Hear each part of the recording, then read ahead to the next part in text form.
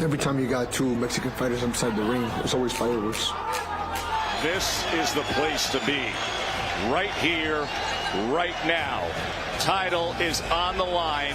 Completamente va a ser una carnicería desde el primer round y así será. Entonces esperaremos una gran batalla. Could be one of those magical nights. Could be like one of those fights that will be mentioned for the next 10 years. Quiero batirme con Valdez en el ring. Quiero emular esas peleas icónicas entre mexicanos. Quiero estar al borde del knockout. All it takes is that one shot. Oh my! That was human dynamite! We're not backing down. Not the personal, I just want that belt. Digo, yo en lo personal me comprometo a que, al menos por mí, ahí va a estar la pelea que todos quieren, ¿no? The time for talking is over.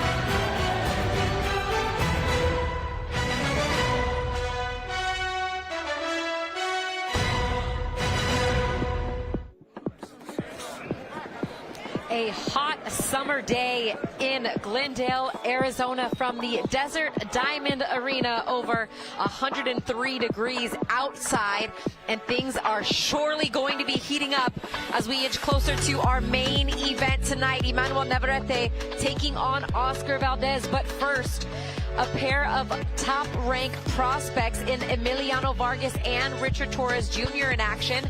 And then the co-main event sets the stage for the Mexico versus Mexico rivalry, with Lindolfo Delgado taking on Jair Valtierra. And then, of course, the main event, the champion, Emanuel Navarrete, looking to defend his WBO junior lightweight world title tonight in our main event against Oscar Valdez.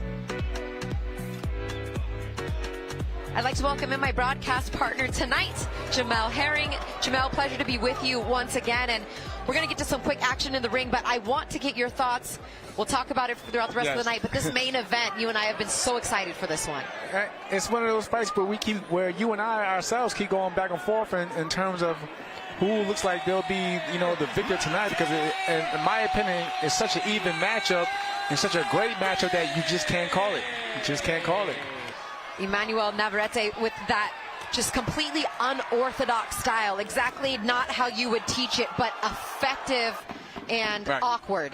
And then you have Valdez, right, who's got that same aggression, but it's just more technically sound. Yeah, he has the amateur pedigree behind him, being a two-time Olympian, two-divisional world champion. Well, even though Navarrete is a three-time world champion, but yeah, Valdez just seems the more technically sound fighter, but everything that Navarrete does, even if it looks wrong, it works so well for him. So it's just one of those fights that you just can't call it.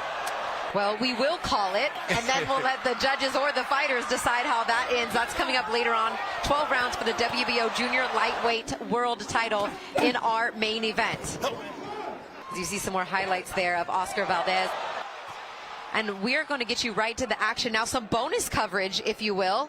Let's take you through quickly the tale of the tape between the two heavyweights that are currently in the ring right now. We talk about heavyweights. Yes. I mean, this is heavyweight.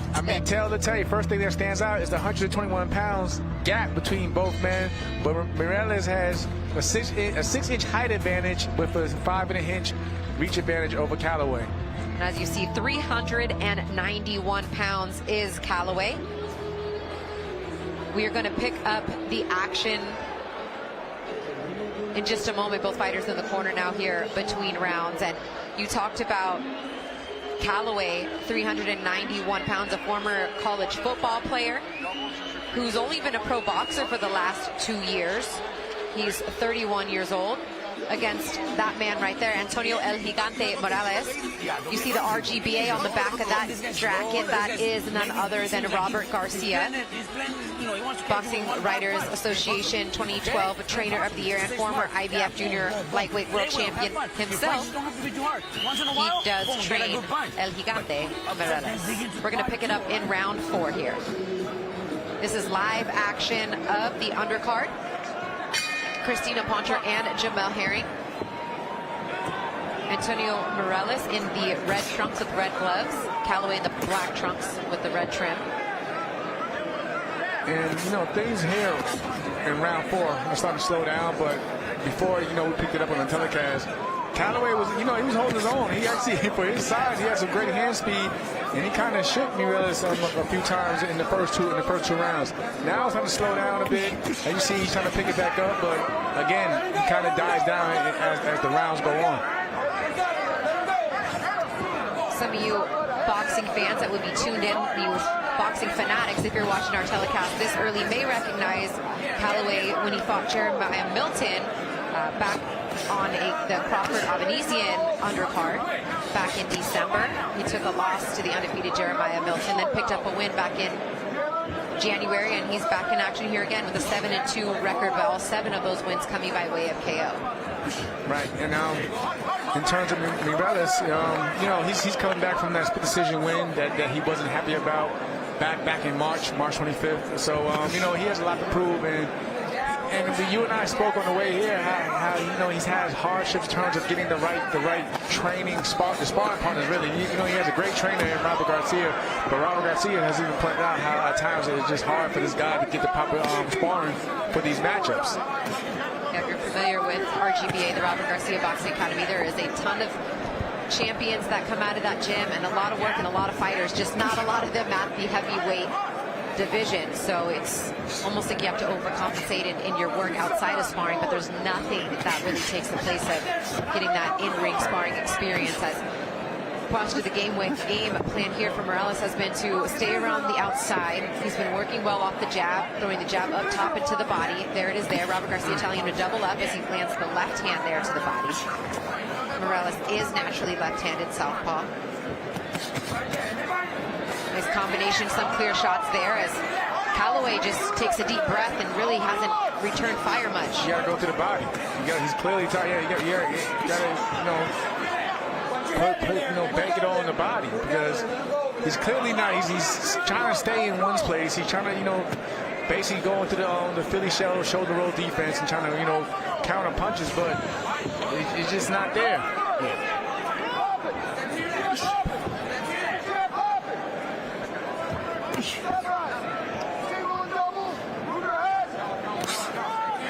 Jab.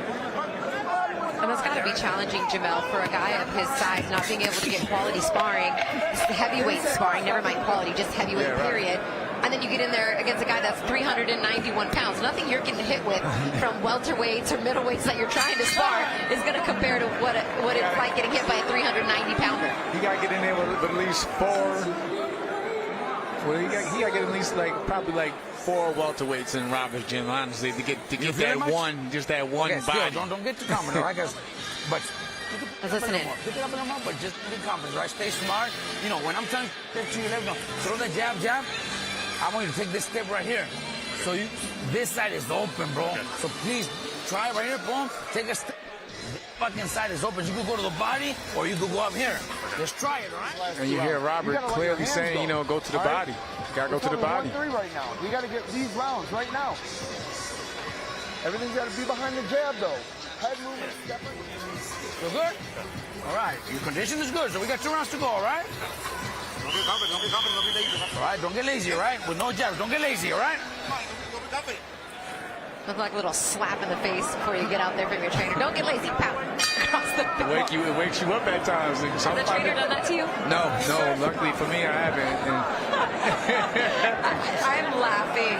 I am laughing because they're showing on the broadcast team for ESPN Timothy Bradley eating a sandwich on the job during the telecast. And we saw it and we laughed amongst us, and then they just put him on blast on television here in the States. So.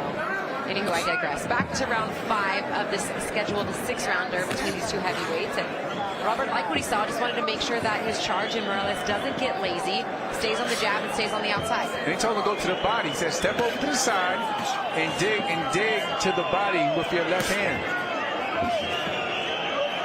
Because it's definitely there. Ooh. Just got hit with a good right hand from Callaway. And you can hear the crowd already. And mind you, this is about the 3rd fight on the card here tonight, and these fight fans here in Glendale, Arizona have got here early. They showed up, and they want absolutely do. But I love that. I love when the fans get here early and watch some of the undercard fights. It's not even full yet. That's the scary part. It's not even full yet in here. Nice combination. Nice uppercut landed there by Morales. That was sneaky. And now Down he goes to the body. Body with the left hook. Pushes him back. Back against the ropes goes Callaway as Morales continues to work the body. Little counter underneath from Callaway, though. Morales being patient. As much as you maybe like to see him step on the gas and get the finish, this is honestly the work that he needs to continue to improve. Agreed. He needs rounds. He needs rounds. This is only his 8th professional fight. He has 6 knockouts, and most of those knockouts, albeit after going the distance in his last fight, have become in the first or second round. You hear Callaway's team yelling off the ropes. Get off the ropes. Callaway answers back with the jab. See, this is what Robert doesn't want. They just staring to the looking right. You know, he could be going in throwing a feint, keeping the jab out, pulling the jab with distance, but you don't want to just sit. The man is tired. This is when you take advantage of him, man. That's pretty much why Callaway has spent most of this round with his back against the ropes. You can tell that just physically, he's not at the same place as Morales. Not at all. So if he's just going to stand there up against the ropes, let's go to the body, right? Yeah, the body. 10 seconds left. Look, Callaway can. Oh, nice counter from Callaway, though.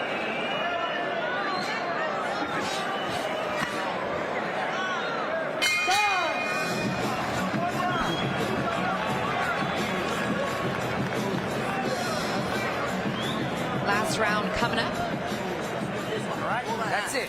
And going back to what you were saying, Christina, like you mentioned, we understand that he needs the rounds, but at the same time, when you have a guy in there that's dead tired, you gotta get him out. You gotta get rid of him. You gotta get rid of him because people, you know as well as I know with boxing fans, they're gonna look back and say, well, he didn't have the right sparring, or for the most part, they're gonna look back and say, you know, this guy, he has guys in there in front of him that don't need to be in there any longer than they should be, and he's not getting rid of them. Sure, I understand that part too, and especially with the way that Callaway looked towards the end of that round. Yeah.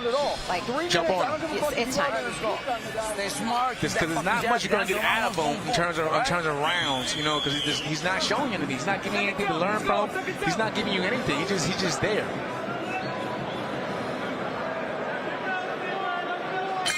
Catch him up right here. Last round. Let's go.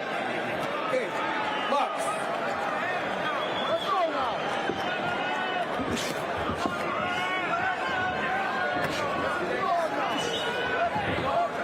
And here comes Callaway. He probably did that round on just for this moment.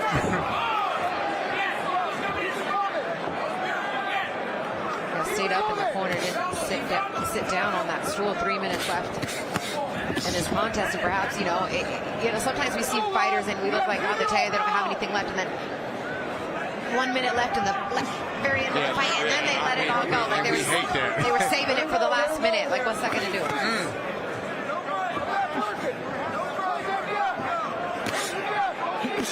Here comes Callaway. Nice job.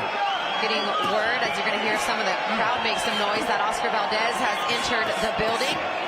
The challenger tonight in our main event, looking to win the WBO Super Featherweight World title, as Morales pours it on Callaway now. Callaway backs up against the ropes. Morales turning it on now. Just under 2 minutes to go in the fight. Go to the body. Headshots. Shot after shot, as the referee looked like he was going to step in there for a minute. No answer from Callaway at this point, as Morales has him backed into the corner. Left hand, right hand. How many more of these shots is he going to take? We need to get that count. And here it goes again. I'm really not sure at what point what the referee is looking for to step in, but Morales continues to tee off. He steps in now. And that's a TKO victory, still undefeated. Now that's what we needed. Exactly. Just get rid of him. But he got the rounds in. As Calloway rests his head on the turnbuckle in the blue corner. And ended a minute 36 seconds into the last round.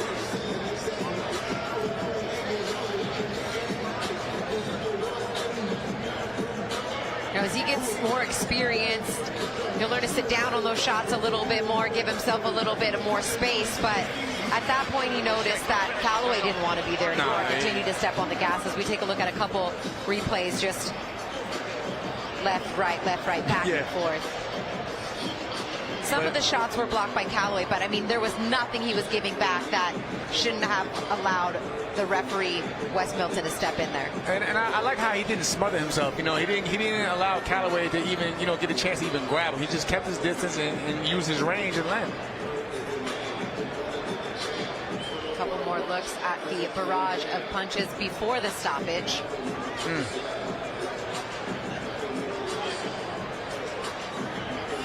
As you can see, kind of Calloway doing his best to protect himself, but really, if you cannot answer back with any shots as a referee, right, you got to make that call. And it was the right call. He was dead tired. There was nothing left he could really do, or he wasn't much of a threat in there after that point anyway. Here's Mark. Ladies and gentlemen, here inside the Desert Diamond Arena in Glendale, Arizona, referee Wes Milton calls a stop to this bout at 1 minute 38 seconds of round number 6. Declaring your winner by technical knockout, Antonio El Gigante Mireles. And congratulations to Antonio Mireles and the entire team at Split Team Management, his manager David McWater, Ryan Recton, and also Robert Garcia for collecting win number 8 for Antonio Mireles tonight. Make that 7 knockouts in those 8 victories.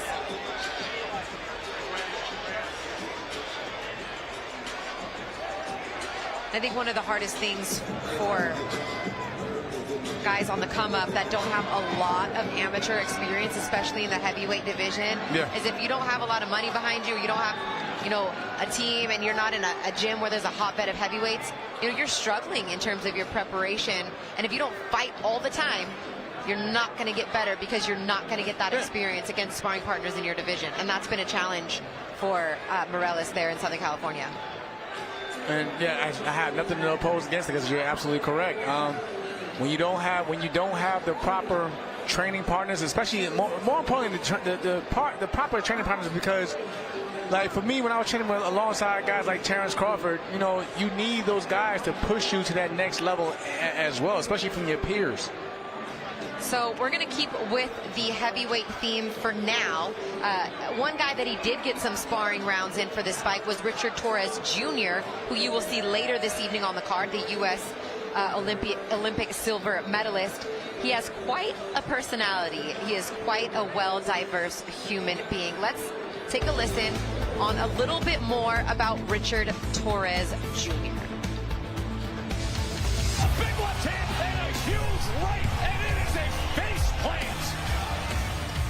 When I land a clean shot, once I feel that impact, and I understand that he's hurt, I'm going in for the kill. Big shot! Torres floors him in the final seconds of round 1. Oh my God, wow. Boxing is a part of me. Like, I never got into boxing. I never really stayed into boxing. It's kind of like asking what I like most about my right hand. It's me, you know, it is who I am. It's a matter of time. Look at that. Go to sleep. Sends him back with a 3-punch combination. Oh my goodness. He'll tell you sometimes, and he made his comment, he goes, I never knew if I was that guy. I said, what do you think now? He goes, I'm that guy.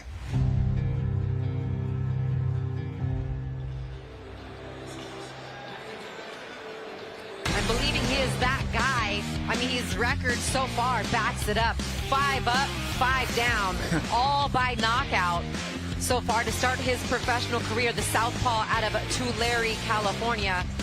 As I mentioned earlier, our 2020 Olympic Games silver medalist. He's been a pro for a little over a year now, but has continued to improve and get better each and every time in the ring. But he's also a very diverse, well-rounded human being. Valedictorian in his class, robotics, chess club, you name it, he does it. More on that in this fantastically put together piece from Top Rank and ESPN called Richard Torres, the Gentleman Boxer. Enjoy. Everybody wants to be the bad guy. Why gotta be the bad guy? I just want to be that guy. And this is how we're training for the Olympics. Putting in that work. 10 seconds, go!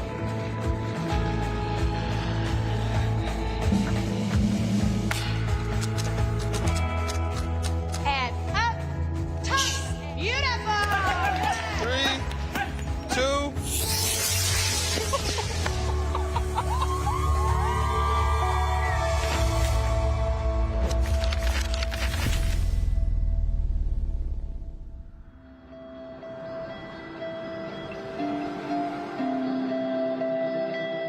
Flying airplanes first came about because I knew that both my grandparents were in the Air Force. So I was like, this might be something I like.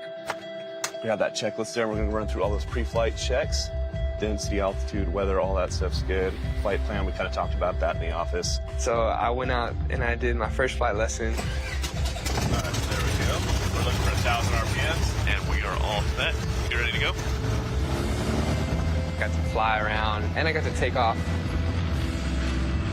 It was awesome. All right, climb us up to 1,300, and we'll just keep going straight here. We're looking good. I flew, I was like, I really did it. All right, now turn us the other way, but keep that nose down while you do it. A really cool thing about flying a plane is that at that point, you're in charge of your life. If you mess up, it really is a life or death scenario, So it's kind of important to be on task and to be focused. All right, we can see our runway, so then you're going to time out that turn so we line up with it. We've got to set up process for landing. There we go. That wasn't too bad. No, not too bad. Our time here is limited, And I kind of try to take that in my life, and I try to live to the fullest that I can. And flying is one way you can actually, I feel like you're living. With Kiki, when you see his Instagrams and stuff, or you see him doing flight lessons, this is really how he lives his life. He's genuinely himself with his experiences and really is open to sharing those with the public. Gandhi said, live as if you were to die today, learn as if you were to live forever. And I kind of take that to heart. I'm gonna open this garage door really quick.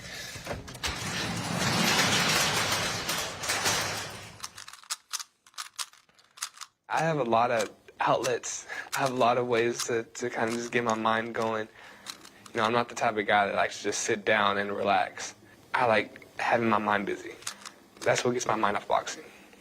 The Rubik's Cube thing is a bunch of algorithms.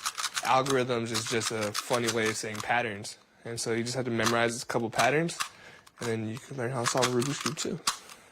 Being able to have all these other outlets helps with boxing a lot. But whenever it's like school or my outside life or interviews get to be too much, boxing is my release from that. And so it's this constant kind of pendulum swing of what is causing me stress and what's giving me relief.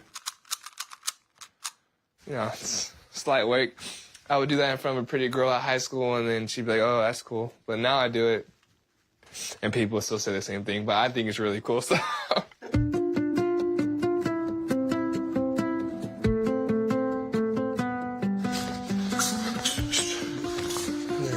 Don't let him get the head on you. He was watching boxing with his dad because they would always watch boxing, right? And that was just kind of like a thing they always did. So when the Olympics came on and that was the boxing portion, they would sit there and they would watch. Jab. And then each year after that, though, every time that stuff rolled around, that's what he was going to do. And it was just in his heart and in his mind, that's what he was going to do from like 8 years on. When he started saying, I'm going to the Olympics, I said, well, first step, believe. And then he started training. I got a picture of him running, and he's probably 5, 6 years old.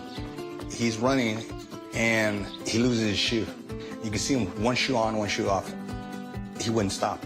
He would not stop. He ran through stickers, ran through little stones, whatever. He was running, came in first. Yeah. So all those things and stuff, it just kind of add up to this, okay, we got something here. I just said, okay, let's go. Let's keep going. You know, he set such high goals. He's like, I'm going to go to the Olympics. What are you going to say? Well, no, probably no. You just like, oh, great. Yes, you can. Okay, good job, you know. I never had a doubt in my mind, like, for a second that he was going to do what he set out to do. So when he actually went to the Olympics, I wasn't really shocked. I thought it was just another step on his path. Look at this view. This is the Olympics, you know, it's freaking awesome. I'm still saying, like, this is awesome. I'd watched this stuff on television. This is incredible. My son's here. It was just unbelievable, and a lot of it still seems so surreal. This over here is my podium jacket, and then my medal's actually right here. The 2020 men's super heavyweight silver medal. When they put that medal around my neck, it felt horrible, honestly. I wanted to cry. It was because I just lost the fight. Guys, I gave him my all. I really did.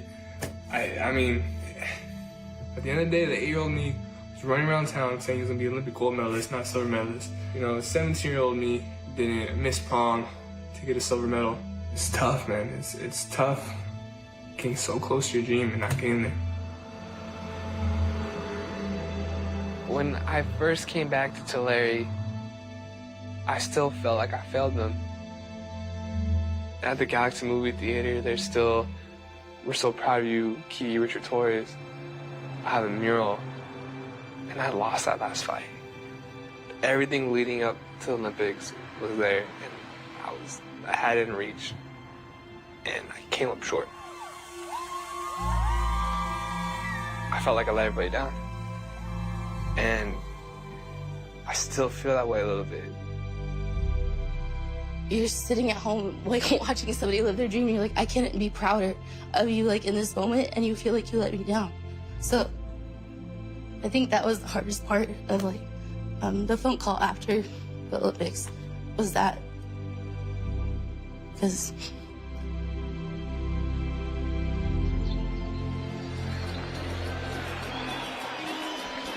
and what do you know? Things work in mysterious ways. Top Rank signed the opponent that he lost to in that gold medal match. Yeah, so perhaps setting the table for a rematch in the professional ranks down the line. But up next, Emiliano Fernando Vargas, yes, the son of a legend. That is his opponent, Jorge Luis Alvarado Marquez, and there is Vargas on the scale. Both making weight at the 135-pound weight division as we take a look at the tail of the tape. Tail of the tape. Vargas versus Alvarado. 11-year age difference between both men. Vargas being the younger of the two.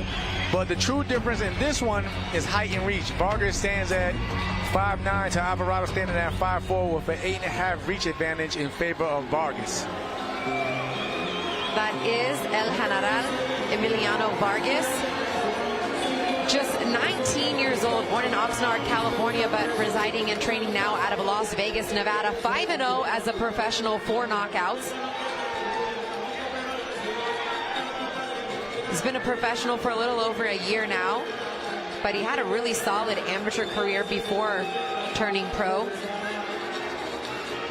He's fighting for the 4th time this year in 2023, and that's the most important thing to him and his team, is that he's continuing to stay busy and he's continuing to get the work in the professional ranks, now 5-0. Mark Chinook is our ring announcer tonight. He's going to make the official introductions, and then we'll get on the way for this scheduled 4-round lightweight contest.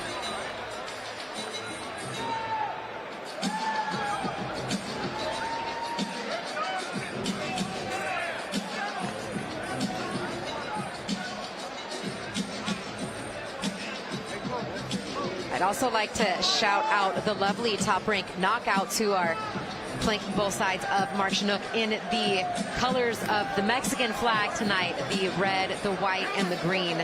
They did a spectacular job with the uniforms because We know Mexico versus Mexico in our main event tonight. The champ, Emanuel Navarrete versus the challenger, Oscar Valdez, is going to bring out all that Mexican pride. And we got a Mexico versus Mexico battle in the ring for you right here. Alvarado already ready to fight before they even get on with the introductions. He was ready yesterday at the weigh-in. He surely was. We didn't get to show some of that footage, but these two did jog back and forth during the face-off at the weigh-ins. And Vargas told Alvarado, listen, your girlfriend's going to have to come pick you up off the canvas tomorrow night after I knock you out. Yep, he said your mom, your sister, your girlfriend, whoever. They can come scoop you up after I knock you out. Not really sure. I mean, even Emiliano wasn't sure where the bad blood came from. He's like, I don't know what this guy's problem is. He's messaging me in my inbox on social media when the fight was made. So maybe that's his way of getting himself fired up. But he's like, it's his way of getting himself knocked out.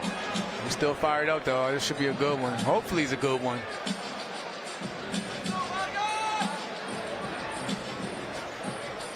All right, here's Mark Chinook now with the official introductions.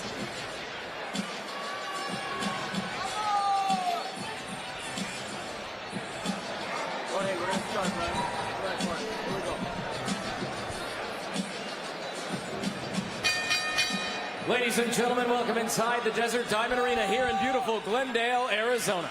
This is boxing, this is Top Rank, presented by Hall of Fame boxing promoter Mr. Bob Arum. Brought to you by AutoZone, Get in the Zone, and by Bud Light, the official beer of Celebrations. This bout is scheduled for 4 rounds in the lightweight division.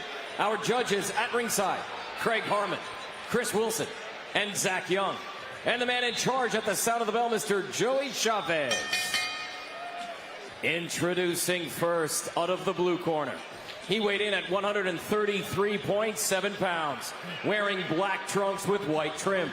His record, 3 victories, 5 defeats, 1 draw. 2 of those victories coming by way of knockout.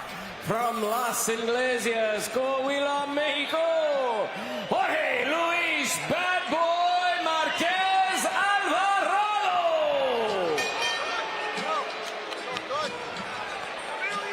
Introducing out of the red corner. He weighed in at 134.8 pounds, wearing white trunks with blue and gray trim. His record is perfect. 5 fights, 5 victories, 4 of those victories coming by way of knockout. From Las Vegas, Nevada, El General Emiliano Fernando Vargas.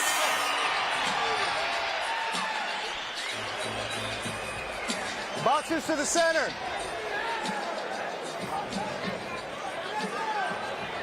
All right, gentlemen, we covered the rules in the dressing room so you know my expectations, but as a reminder, watch your heads coming in.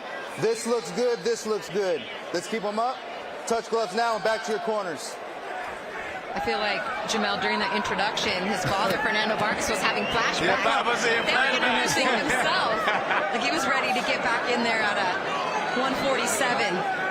Up to junior middleweight, I believe he fought when he retired in 2007. But here you go. Now it's his son's turn. One of 3 fighting sons. And he gets caught with the right hand right away from Marquez Alvarado. Comes back with one himself. Chop it on him. Oh, okay. Marquez Alvarado in the black shorts. Coming out with bad intentions as he's already getting a warning from Joey Chavez, the referee. Christina Poncher and Jamel Herring here with you. As Marquez is coming for blood early against Emiliano Vargas, and maybe a little headlock, as well as a welcome to the pro ranks, if you will. He has 9 professional fights compared to just 5 for Vargas, but trying some veteran tactics to rough up the 19-year-old. And let's be honest, Marquez Alvarado's coming at him like this because the name. It's the name. He wants that name on his resume. And Emiliano is going to get that his entire career as he takes a 2-piece to the face. Oh, and then Emiliano took a right hand. And in the first of our Mexico versus Mexico battles tonight, these two from the opening bell have got it on and cracking. Hey, the crowd, you ain't lying because the crowd is into it right now. Countered left hand connects, and then down to the body for Vargas.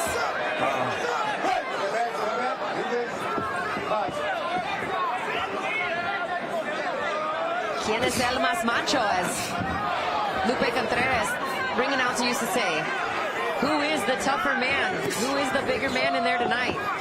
And I understand that, you know, Marquez Alvarado is trying to be a tough guy right now, but he needs to be smart in there because, you know, Vargas, he carries a pretty big punch. This guy could just put him right there with a counter punch shot right there, but Marquez Alvarado needs to, you know, he needs to get lower. He needs to, you know, use that height to his advantage and get under the punches to where you force Vargas to punch downward and then you can slip in those overhands like he just did there.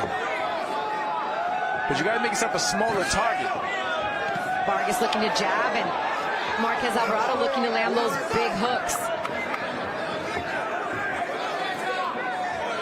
Like how Vargas trying to keep distance, though. He's not trying to get so much in the firefight. He's trying to, you know, box him, break him down, and pick his shots.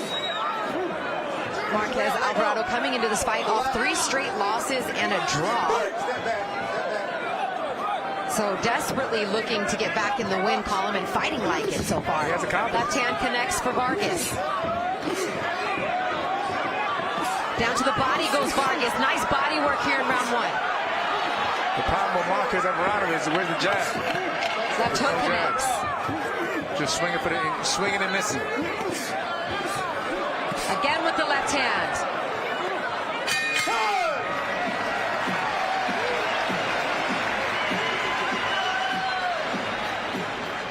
Going to gas out. Let's listen in. Cuando te aprendiste de zurdo, lo estabas llegando bonito. No sabes lo que ni perder un pinche zurdo, mijo. Sigue con la mano bien bonito, por favor. Bien bonito, ¿eh? Así, tocando con la mano derecha y lo vas a chingar bonito. Sigues usando golpes derechitos. No te quedes ahí con él. Listening into on the father of Emiliano Vargas, so you have some of his accolades there. As you saw that he was an Olympic Games bronze medalist back in 1996. So we'll take a couple looks at some replays, Jamel. This got heated up quick in round 1. Yeah, it did, but Emiliano Vargas did what he was supposed to do. Keep creating space, keep distance, use full leverage shots, bam, just like you see him there with that 1-2, and keep spinning and keep turning him. Marquez Alvarado is coming in one direction, which is a straight line. And he's not working his way in with a jab. Oh, he's just trying for big hooks and counters. He's got clipped right there with a big right hand from Vargas. Nice stab jab from Vargas. Slows the see. Oh! Big right hand connects, and down goes Marquez Alvarado in round 2.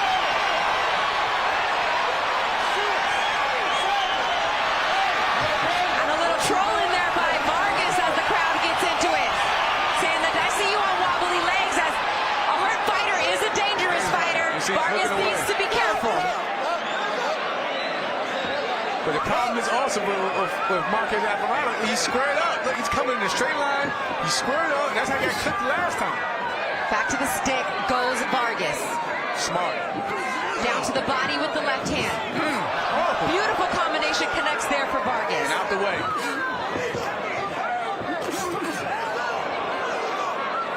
Marquez Alvarado sneaks in a couple shots, though, in between the combination punches of Vargas. He's got to be careful with his defense.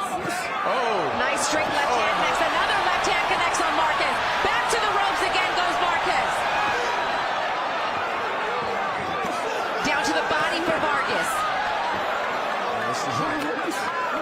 And I love how Vargas is staying so composed. He's not rushing it. He's picking his shots. He knows he's hurt. He's taking his time. Straight left connects. Down to the body with the right hand. As he's in the southpaw stance now. Something he told us, Jamel, he's been working on. And his father. Wait, which one said it was going to end in a body shot, though? Was it him or his father? The father called the body shot. Emiliano said left hook. Right now, Vargas is giving him all he can handle. Back to the ropes goes Marquez Alvarado. Holding on for life. He goes down once again. And more trash talking from Vargas.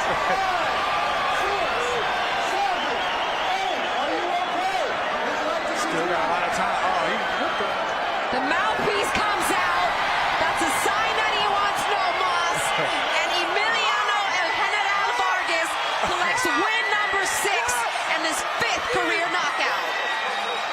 seen that before. He said, boop, yeah, you can have that. You can have this. right out. I'm done. Hold that. This kid is special. This kid is going to be something special. Mark my word, this kid is going to be something special. I promise you. And you see a proud father right there.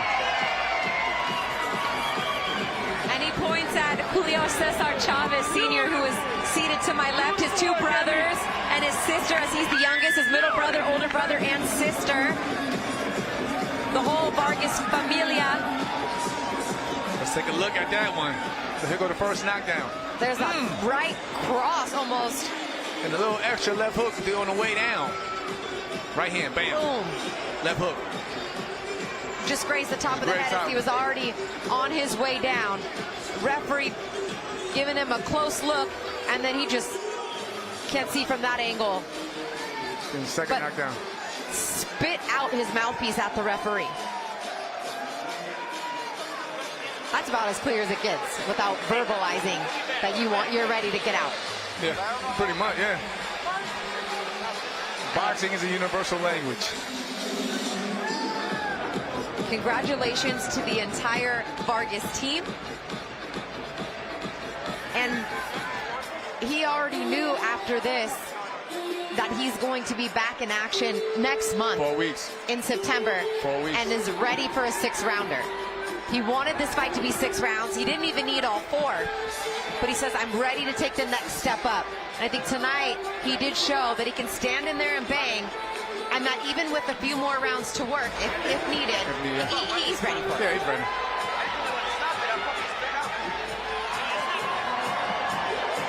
And he's giving the gloves to the crowd. Winning, you know, getting that fan base growing that fan base.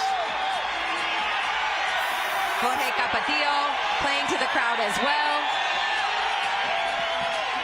The promoter, Top Ring, knew what they were doing, bringing a fight card here and stacking the undercard with battles between Mexican and Mexican fighters.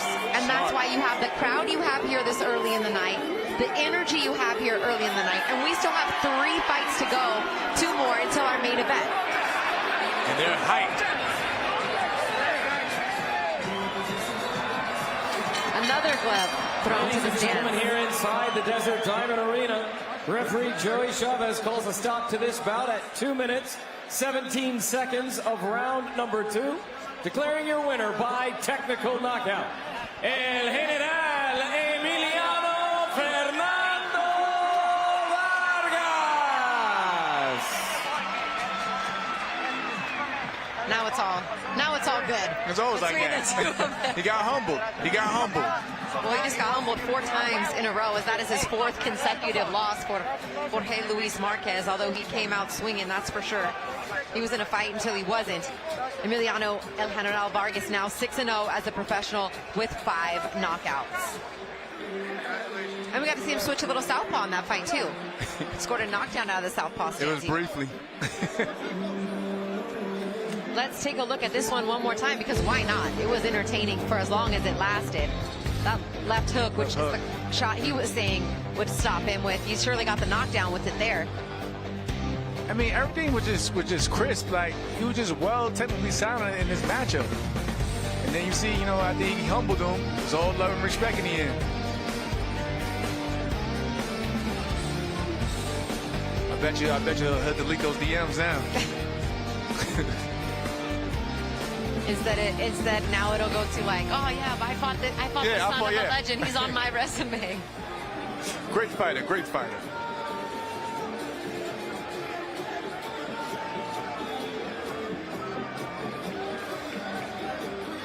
Well, coming up next on our telecast, we're going back up to the heavyweights. Richard Torres Jr., another one of the young top-ranked prospects, 5-0 as a professional with 5 knockouts.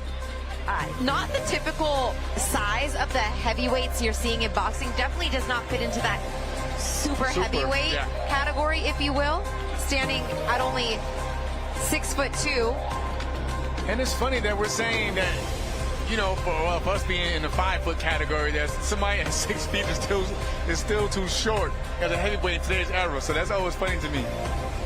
But it's taking on Willie Jake tonight, who has a ton of experience, has some pretty good names on his resume, albeit coming out on the losing end of those. So more on this particular matchup in just a few minutes. But for now, we're going to show you some more of that great feature on Richard Torres Jr. called The Gentleman Fighter.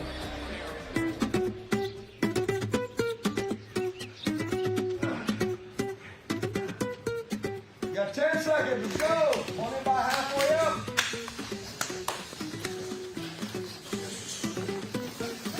Give me a little shoulder roll. Time. When I was a kid, my dad set up a boxing ring in the middle of the garage. It was a carport. He drilled some holes into the poles, put some water hose and a carpet on the ground, and brought these 3 kids in that were kind of trouble in town. Last round coming up, guys. Last round. He, gave me that love, passion of working with kids and working with athletes. I see a lot of guys staying on the outskirts of things. Remember, you're boxing, you're a one-man show, baby. Everybody's coming to see you when you're actually boxing. You want to be the star of the show. This is where I start seeing where my fighters are. This is where I start seeing where my boxers are going to come from. Richard said, my dad wants me to take over the boxing club. It's a legacy. Will you help me? Will you be my partner in this? I knew what it took to run a club. A nonprofit club, dealing with the kids that are at risk and everything, it involves your life. A lot of these kids push me, man. A lot of these guys, they're here, are really at-risk youth, While they mess around a little bit now, they have drive. Who was your very first? I started boxing when I was 8. I started sparring when I was 4. Every day you see him, you get to say hi, and you're like, he's nice and funny. He's not knock him out. Round one. All of us here are gonna be champions. I'm gonna be a Super Bowl champion. Him for sure. And he punches really hard. Very good. Some guys were from my old middle school, Palo Verde. Some guys here from Early Mart Middle School. Shout out Early Mart Middle School. And my mom, she works there. It's just really cool to see everybody kind of just doing their own thing and working to be the best version of themselves.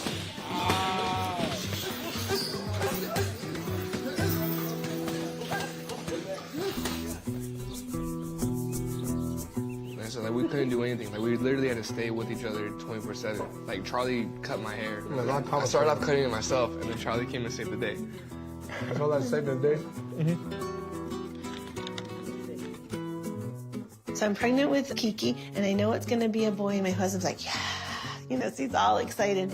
He'd rub my belly, and, I'd kind of do the little shots, left, right, kind of like a little combination. She got that a little wrong, so. Wow.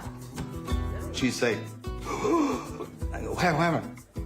Kicked me in the lung. And all of a sudden, what happened? Well, he punched me. And I said, look, you can see his hand. I put my hands on her belly, and I say, go, left. So that's how it was. It's like I was working the mitts with them, I hadn't anticipated Kiki liking it so much. He was always pushing and trying and striving, always to be the best, always to be on top, always to be number one. So it was just kind of something born in him. I know. We might have to make a special trip. They say you get to keep 3 things when you're a student athlete. There's your academics, there's your athletics, and there's your social life. You get to keep 2 of the 3 things. And I kept academics and athletics. I did not have a social life outside of school.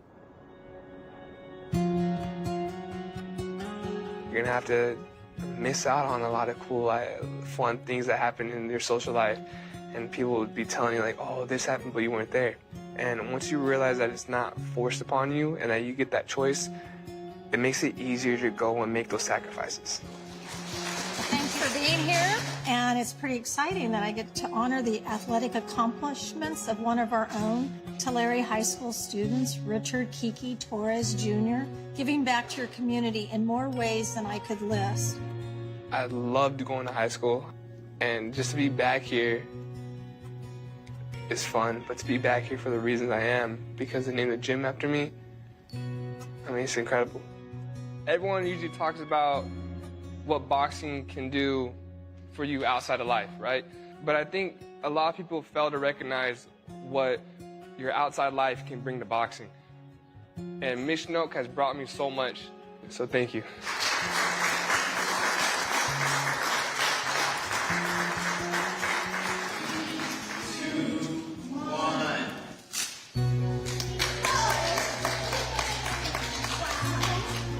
It says Richard Torres Jr. Gymnasium, in honor and recognition of Richard Torres Jr., Mission Out Class of 2017, Olympic silver medalist boxer of 2020, dedicated February 4th, 2022.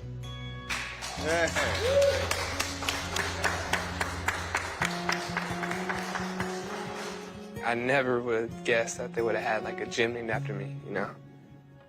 And yeah, I'm still at the beginning of my professional career, you know, so this is a lot of motivation for me to make sure that that was worth it, but to make sure that I also have progress.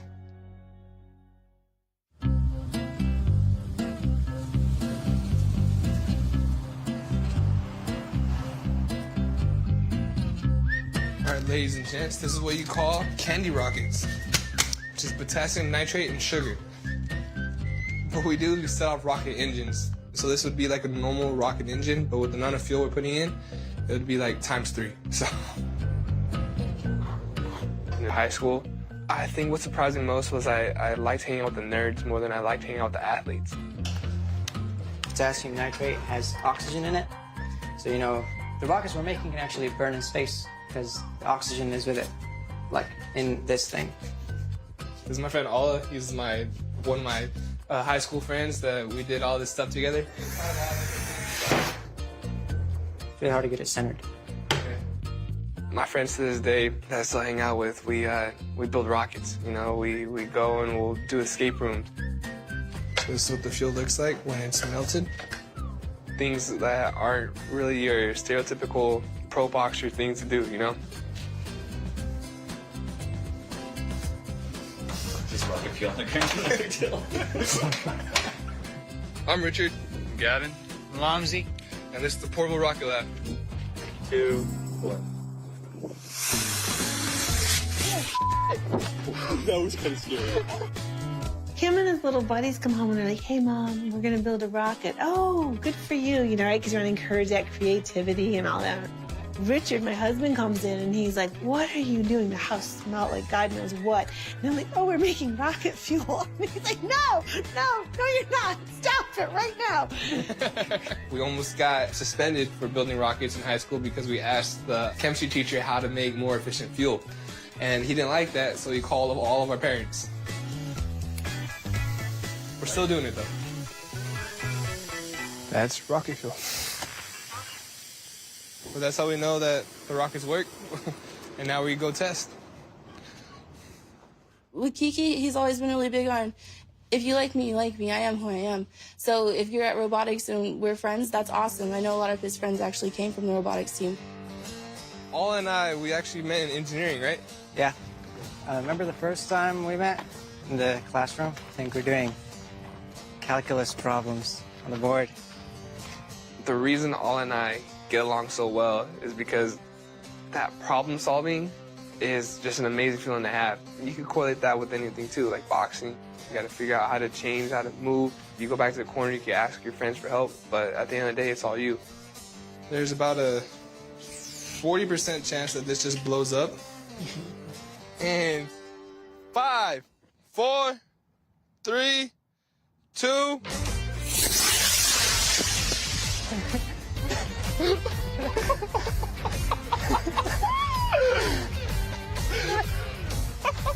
Where'd he go? Oh, God.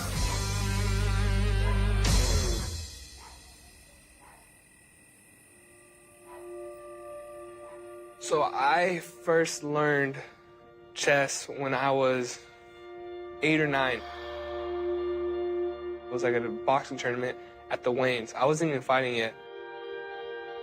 These kids, they brought out a chessboard to wait for Waynes, because you had to wait for Waynes for hours. They showed me how to move the pieces, and I started moving the pieces, and I won. And I thought it was a really interesting game. Even though I didn't understand all the complexities behind it, I thought, like, oh, this is fun, you know? So there's 3 kind of games you play in chess. There's the opening, the middle game, and the end game. And I think that In a lot of ways, boxing mimics that as well. You have the opening rounds, you have the middle rounds, and you have the end rounds. In the opening, you're setting up your attack. So you'll move a pawn, knowing that the most likely move back is another pawn. You'll think of 3 different moves ahead. You get to recognize that they have one major tendency. Maybe it's a hook stepping back, or maybe it's the same time punch. If I know that that's the line he takes, then I can build a sequence off that line.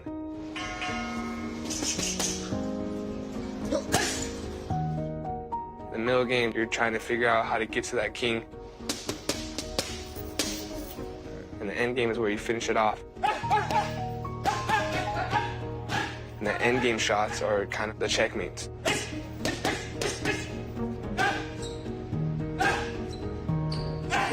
It's all a game, you know?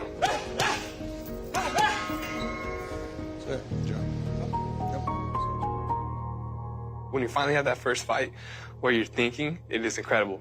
It's like a new level. From Tulare, California, Richard Kiki Torres Jr. I love him to pieces, but he's never been Mr. Slick, hip, and cool. But he's very genuine, and I think that's why people find him so enduring and they like him.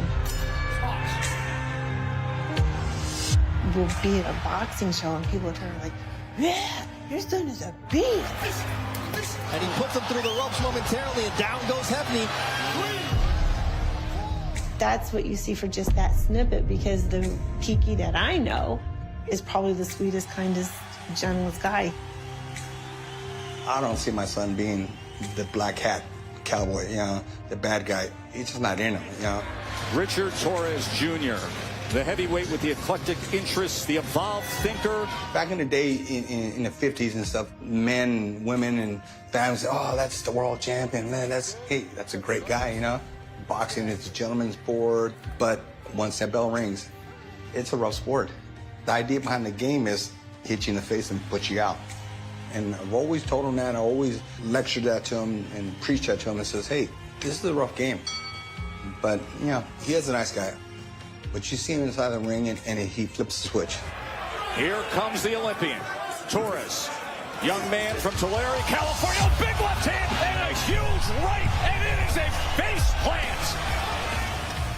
When I land a clean shot, once I feel that impact, and I understand that he's hurt, oh, I'm going in for the kill. Big shot! Torres floors him in the final seconds of round 1. Oh my God! Wow! Boxing is a part of me. Like, I never got into boxing. I never really stayed into boxing. It's kind of like asking what I like most about my right hand. It's me, you know? It is who I am. It's a matter of time. Look at that. Go to sleep. Sends him back with a 3-punch combination. Oh, my goodness. He'll tell you sometimes, and he made this comment, he goes, I never knew if I was that guy. I said, what do you think now? He goes, I'm that guy.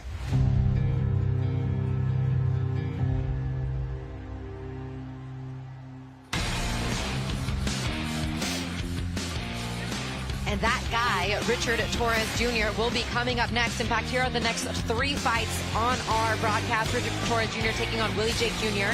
Lindolfo Delgado taking on Jair Valtierra. That is our co-main event in a Mexico versus Mexico clash. And then, of course, the one everybody's been talking about, the WBO Junior Lightweight World Champion Emanuel Navarrete taking on challenger and 2-division world champion Oscar Valdez.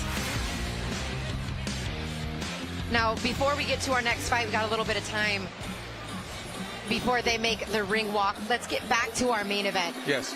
Oscar Valdez taking on Emanuel Navarrete. Navarrete is 11-0 in world title fights, has earned himself another belt at 130 pounds. Oscar Valdez, the #1 challenger. He didn't go for an easy touch in his first title defense, did he? He's going right at the #1 guy. Bring me Oscar Valdez. I'm not mad at it. I mean, that's that Mexican spirit, that Mexican warrior from both individuals. They want to fight the best, and tonight we're getting the best in terms of, well, really in the whole entire division. If you look at it, we're the 2 of the best in the division. I agree. Let's take a look at the world title records for Emanuel Navarrete and Oscar Valdez. Both of their professional records, Navarrete 37-1 with 31 KOs, Valdez 31-1, 23 KOs. The loss for Navarrete came early on in his pro career. Lost Valdez to Shakur Stevenson, but taking a look at the current Mexican world champions, of course, Canelo Alvarez on top of that list. You see Emanuel Navarrete there. He'll be in action tonight. Also, Juan Francisco Gallo Estrada, Luis Venado Lopez, Julio Cesar Martinez, Ray Vargas. 11 total belts being held by Mexican fighters right now, only second to American fighters at 23. But when we look at how we got to this point, it's a little bit tricky because, I mean, not only was this fight going to happen back in February before Valdez got hurt, but this belt was a belt that Oscar was fighting Shakur Stevenson for, and it's now coming back around. Here's more on how we got here.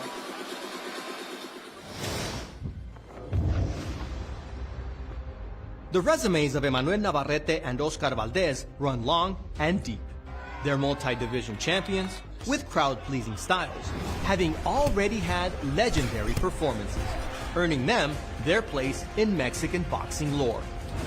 So when Shakur Stevenson vacated his belt at 130 pounds, it was well understood that these two warriors would not hesitate to fight. We just thought it would be back in February and without much drama. Instead, a lingering rib injury forced Valdez to withdraw, and late sub Liam Wilson created way more drama than Navarrete could nearly handle. In a Fight of the Year candidate, Navarrete got up off the canvas in the fourth, and right back to his seek and destroy style, earning a far harder than expected 9th round stoppage. That left Oscar to take care of his comeback fight, which he did, in unanimous decision form in a rematch against Adam Blue Nose Lopez. But this matchup has us thinking about these two returning to their very best. Like the 122-pound Navarrete as a flamethrower of offense against Isaac Dogway. Or the featherweight bazooka he was against Pitufo Diaz. And for Valdez, well, the way he showed off his boxer-puncher mastery, knocking out then boogeyman Miguel Berchelt. They each arrive here very much knowing how good the other can be. The question is, who will be now that they're facing one another?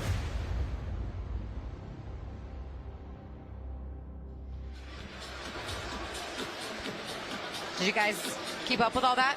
Did it all make sense on how we got here? You're right.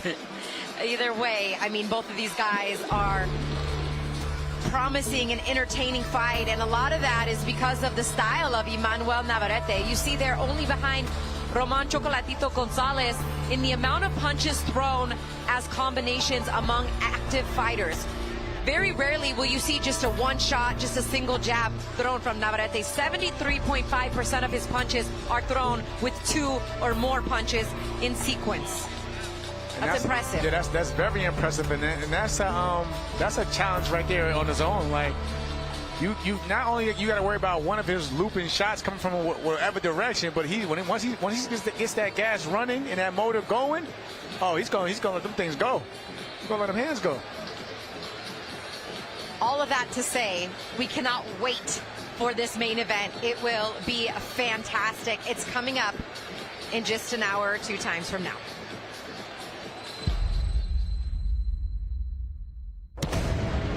Emanuel Navarrete faces Oscar Valdez, the clash of countrymen. Both guys wear their hearts on their sleeve. Both guys are going to be putting it all on the line tonight.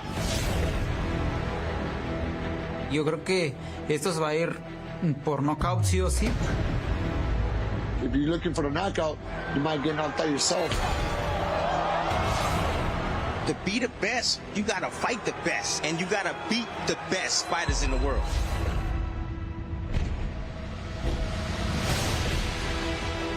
Navarrete's on the attack here, coming forward like a freight train. He is in the hurt business, and the uppercut scores the knockdown.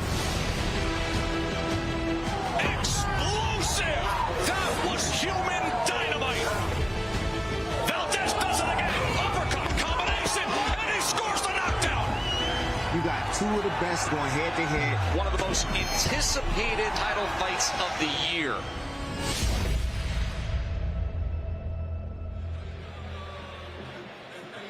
when you have these battles, these Mexico versus Mexico fights, and if you're a fight fan, it brings back memories. And it's been a long time. You and I were talking about this in the car on the way over here. I mean, of the days of Morales versus Barrera, that trilogy, of Israel Vasquez, Rafael Marquez, their 3 fights. I mean, it's just, that was more commonplace, 20 years ago than it is now. Yeah, that's a while ago now. I mean, at one point in time, you was getting the trilogies or the rematches back to back like immediately. Now it's like it's so far and few in between. So when we get one now, we really get excited, and we were like, man, finally we get a real durable matchup, not only just between 2 top contenders in their respective division, but 2 Mexican fighters, and that always brings a lot of joy out of any boxing fan, if you ask me. And Navarrete, as you're looking at some of the highlights of him in his previous fights, he's not necessarily a guy that other guys are lining up to fight. And that's primarily because his style is so unorthodox. Right. It's so not how you would coach it, not how you would teach it. If someone said, teach me how to box, but it's effective and it works. Why do you think that is? It's his own thing. It's his own thing, and it's what he's always done. It's pretty much like a kung fu legend, drunken master. Like he mastered his own. He mastered his own technique where it fits him so well that it looks crazy to us on the outside, but I mean, it's got this man 3 world titles in 3 different divisions, so it's been doing something correctly. And then when you got a guy like Oscar Valdez, this guy is the heart. He's like what you would think of the typical warrior Mexican champion, not fighter, but champion. Like this guy, he's not just a one-dimensional fighter. He can box, he can brawl, he can lay it on the line. I mean, the man fought with a broken jaw and some, been through broken ribs, everything. So, Valdez, when you think of a Mexican fighter, you probably think of Oscar Valdez in today's world. Yeah, I mean, their styles just make for what could be a very entertaining and very aggressive type of fight. Yep. But at the same time, when you think about what each guy needs to do to win, I'm not sure it's in the best interest of Oscar Valdez to stand in there and make this award. No, I think Oscar Valdez needs to show us a little bit of the flashes that he did against Miguel Berchelt in terms of boxing a bit, sitting on your punches, holding your ground, because again, like Miguel Berchelt, he packed a big punch, so of course you got to give the opponent something to respect and to stay at bay at times, because if you don't, a guy like Emanuel Navarrete, he's going to be right over you like white on rice. Both of them have fought at the highest level of the sport. You can see that on this graphic. 3-division world titleist Emanuel Navarrete, and Oscar Valdez has won world titles in 2 weight classes, 126 and 130. Navarrete starting down at 122, where he's won and burst onto the scene against Isaac Dogbe. Since then, undefeated as a world champion. Oscar Valdez, that lone loss to Shakur Stevenson the fight before last.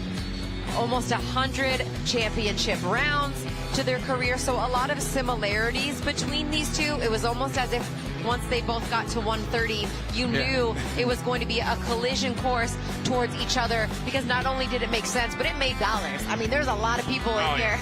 There's a lot of broadcasters here. TV Azteca here ringside. You have ESPN Latin America here ringside. So we knew that it meant a lot for both of them to make this fight happen. Just how much did it mean? Well, we had a chance to talk to both of these fighters earlier. Take a listen. Hay un dicho muy famoso que dicen que cuando hay un mexicano arriba del ring, hay una guerra. I grew up in an era where those were the fights that people wanted to see. I fell in love with Eric Morales and Marco Barrera. They don't know how much they inspired me to be the fighter that I am today. I'll be in school and daydreaming the fight. When I was a kid, they said, why do you fight that way? If you can outbox your opponents. I don't know, sometimes without thinking, I just go in there and try to bang my opponents. What does it really mean to be a great Mexican fighter? Tenemos en nuestra ideología mexicana como boxeador, pensamos que el guerrero mexicano es el que recibe muchos golpes y tira muchos golpes también. Me gustaría vivir esa parte y creo que esta es la pelea adecuada para que pueda suceder.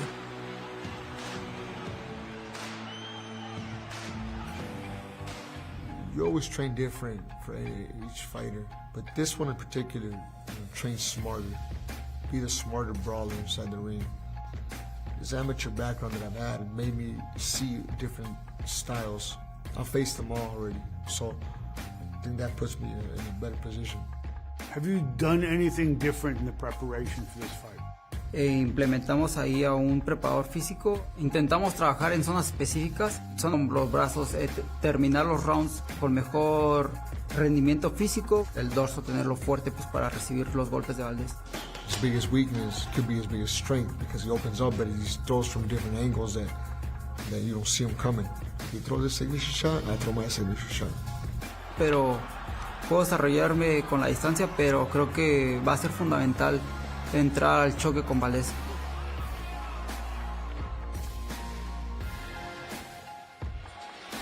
A lot of mutual respect between both of these guys. There's not bad blood. Unlike the first matchup here, Barrera and Morales, they absolutely had bad blood between the two of them, almost getting into fisticuffs at the press conferences, and now they're hosting podcasts together. Sat down and had dinner with them last night with Bob Arum. I mean, it's amazing how far they've come in the respect, but that's what it's all about, right? You go to war with one another, and then at the end of the day, it's like you're able to talk about it, and it's part of your life story. Israel Vasquez against Rafa Marquez, Salido, Vargas. I mean, these are some of the notable Mexican world title fights since the year 2000. And, I mean, there is potential for tonight's fight to put itself right up there. Those obviously are trilogies, etc. But this could be the start of something special depending on how it goes down. Right. It could be a classic in the making. Honestly, it could be a classic in the making. And who knows? We might see it more than once. But we have to see how tonight plays out, of course. But again, the expectation is so high that I don't think we'll have a dull moment in this matchup tonight. Emanuel Navarrete telling us that it's going to be a bloodbath since round one. And I was shocked to hear him say that. I don't think that's necessarily the way that Valdez wants the fight to go to round one. And that's not typically how Navarrete fights either. He doesn't start, he doesn't start, he does throw a lot of punches, but it's not like it's a war from opening bell with him. And even in his last fight, the first fight at 130 against Wilson, I mean, that was a much tougher fight than I think a lot of us anticipated for him. A fight in which Navarrete was knocked down for the first time as a professional, but was able to show resilience, get back up, and get the victory. He gets stronger later, and that's something that Valdez has to keep in the back of his mind if this is going to start at a rapid pace. You gotta get him early. You gotta touch him early. So still to come, up next, heavyweight action scheduled for 6 rounds. Richard Torres Jr. taking on Willie Jake Jr. Will his KO streak continue, or will he get some rounds in here against Willie Jake Jr.? It's coming up next.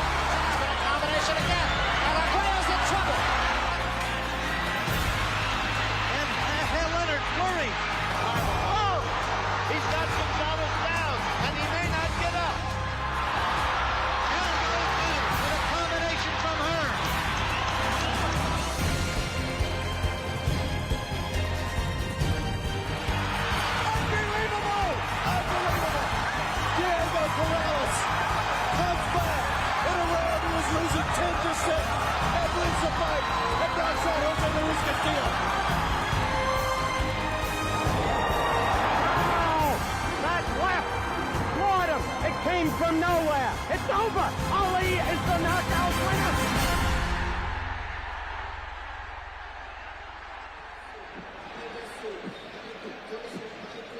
Inside the Desert Diamond Arena in Glendale, Arizona. Christina Poncher and Jamel Herring here with you, awaiting the network here in the States to get on the air, and then we'll start our ring walks for the next fight. Richard Torres Jr. taking on Willie Jake Jr. There is Marco Antonio Barrera. Him and Eric Morales have been present all week long as part of the promotion for this WBO Junior Lightweight World Title clash. Just saw both of them backstage and visited both locker rooms. Both of them, in fact, Jamel, are having a hard time picking who they think. I've asked them both, and much like us, they've gone back and forth and really truly believe it's a 50-50 fight. I'm with them. Well, we're all with them, really. And when the fight was first made and announced, I had Navarrete, and then I seen the last fight. Basically, I had to go back and look at it. But again, in my opinion, in my honest opinion, also on Valdez's end, he hasn't had that big punch knockout that he did that we seen in the Miguel Berchel fight. He had a difficult time with Conseil. His last fight against Adam Lopez, some people, some criticized it, some felt that he did what he had to do. He boxed, he played it smart. So it's hard. You just don't know, but you can clearly see that both men have their flaws, but they're great in other areas as well. I know we were talking about the last fight for both Valdez and Navarrete. We'll dive into that in a little bit, but the last fight for Richard Torres Jr., when we look back in February of 2023 against James Bryant, I mean, we talk about getting in and getting out, getting your work done. I mean, I think you only need to watch this fight for a couple minutes, because that's all it lasted. Really, yeah. He had Bryant up against the ropes and came forward with his aggressive style. Bryant tried to hold, who was 6-2 in his own right, but that shot right there put him right on his behind, and it was shortly after that that his corner realized they were in for more than they could handle. He retires on the stool, and that was a first round victory for Richard Torres Jr. He has 3 of those to his credit. Of his 5 wins, 3 of them have been in the first round. He's got a second round KO and a third round KO to his credit. So he's been in scheduled 6 rounders since he turned pro. He never did 4 rounders, and he's never gone past the 3rd round in the professional ranks.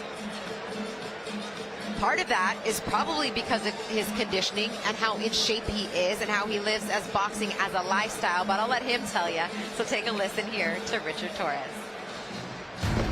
I'd say what's interesting about my fight camp is this country. We're not out in the best of the gyms, we're not out there in the coolest of places, but we're here and we're working as hard as we can. I would say the main asset I have is my conditioning. I get at least like 3 or 4 sessions in a week. Whether it's this or it's actual strength and conditioning, it's up to my dad, my coach. But when the strength and conditioning is not that day, then it's the farm work activities. I mean, I do a couple of different things that I'd say most boxers don't, but that's what makes us different, right?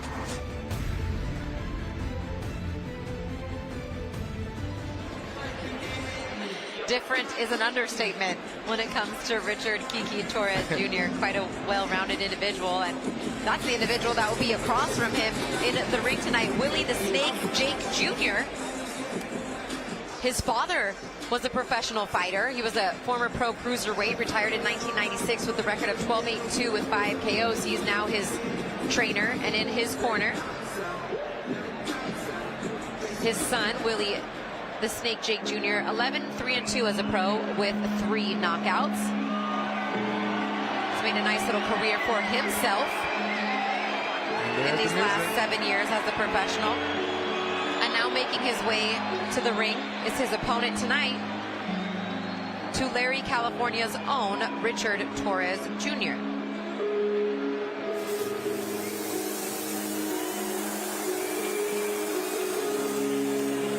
Richard Torres Jr., 5-0, 5 KOs at 2020 Olympic Games silver medalist for the USA.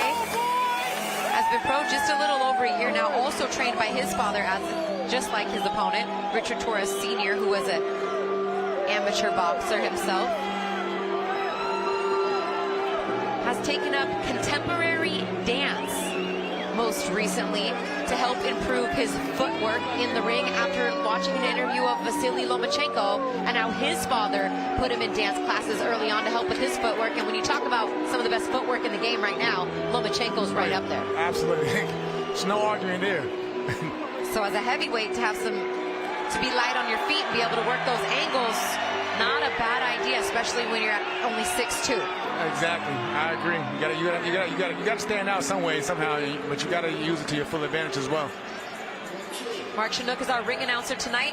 He will make the official introductions for the 6-round heavyweight scheduled contest.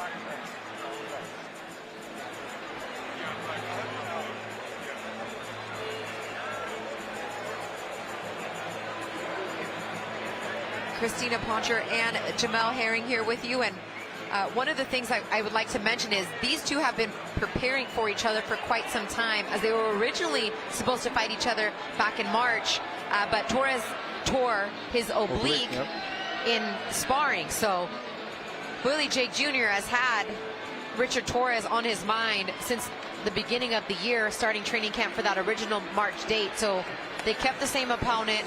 They've both been training for each other since then, and now, better late than never, at least that's what Richard Torres believes, he'll get to face Willie Jake Jr.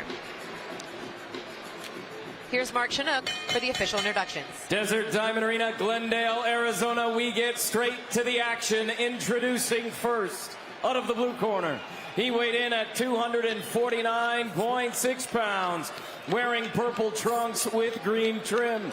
His record, 11 victories with 3 defeats, 2 draws. 3 of those victories coming by way of knockout. Introducing from Indianapolis, Indiana, Willie Jake the Snake Jr.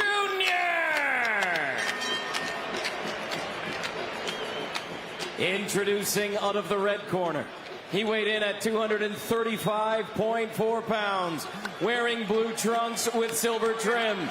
His record is perfect. 5 fights, 5 victories, all 5 victories coming by way of knockout. In the summer of 2021, he captured an Olympic silver medal for Team USA from Tulare, California, Richard Kiki Torres Jr.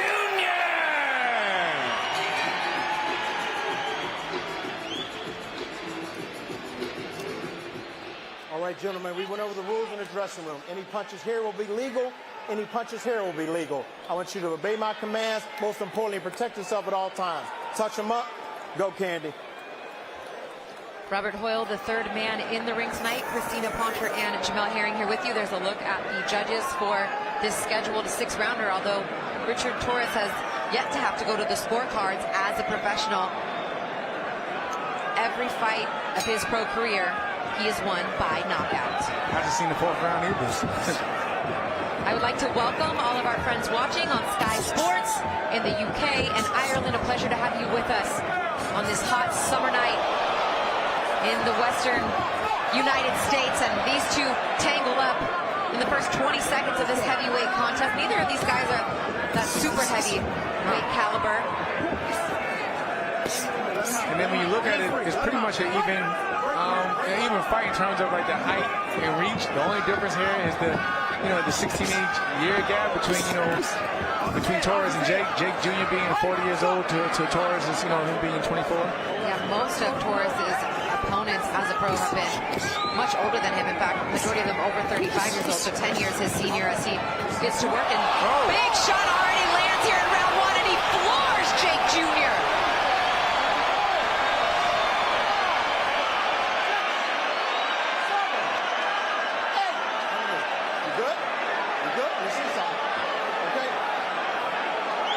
He almost led the ring there. Sure did. Lippy back-to-back first-round stoppages for Richard Torres Jr. Jake Jr. better protect himself in this moment as Torres Jr. tees off, and Robert Oil seen enough. Down goes Jake Jr. and the fight is over in the first round. That's it.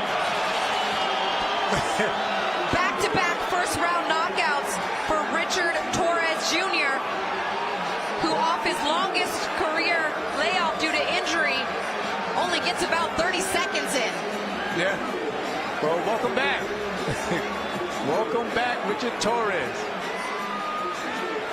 I don't even think he broke a sweat. And Jake, he still can't find his footing right now. I know they're not showing the camera, but he can barely walk to his corner. He needed help getting back to his corner. There's a look at Jake Jr. making his way back to the stool, but he was obviously hurt, as you mentioned it, Jamel. He stumbled back to the corner, still trying to get it together there as Richard Kiki Torres came out quick and floored him. Let's take a couple looks at it. First of all, it was that chopping right hand that cut it off, and that left hook just sent him to the floor. There's the left hand that just kind of missed, and then here it comes with the right hook. Yeah, the right hook. Boom! Since he's a southpaw, that lead right hand connected and floored him in his own corner. Yeah. I thought it was a chopping hand. I think he missed that. He missed the left. Yeah, but that right. And here's where the stoppage comes. Kind of missing there. But I heard you could hear those shots though when he was starting to land, and they were thudding shots. And he tried to throw, and his glove actually got stuck on the ropes there in that last delayed body shot. Did it. No complaints there from the Jake Jr. corner on the stoppage from Robert Hoyle.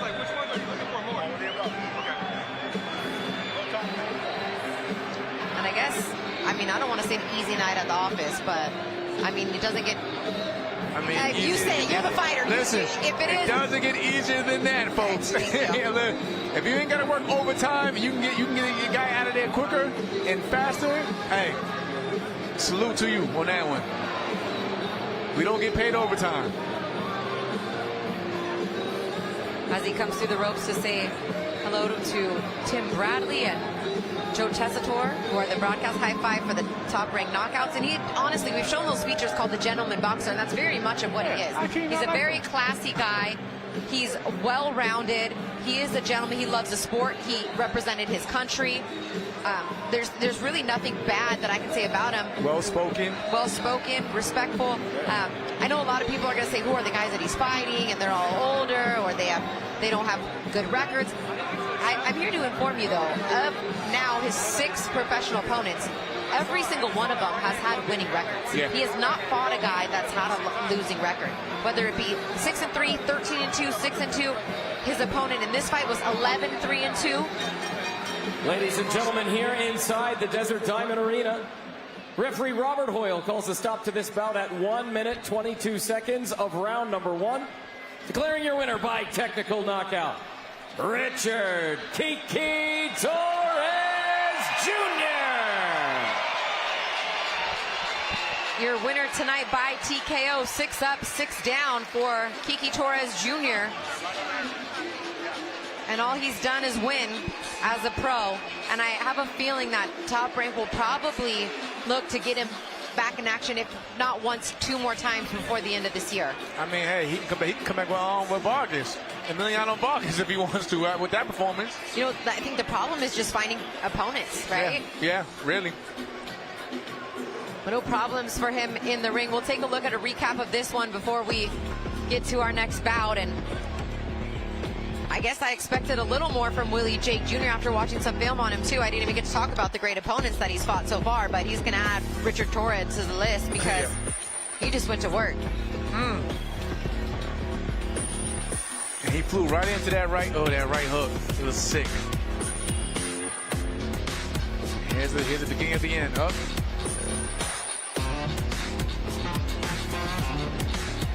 And he thought Robert Hoyle, excuse me, had to brace himself right there because he would have got he was going to throw a right hand. He would have got it.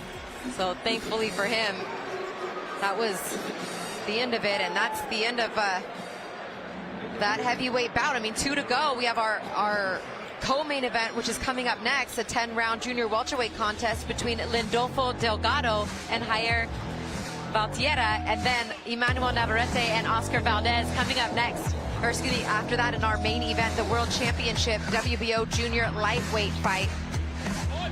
And since it's 2 battles of Mexico versus Mexico coming up next, I mean, it's only right that we show you a little bit more of what it's like to be made in Mexico.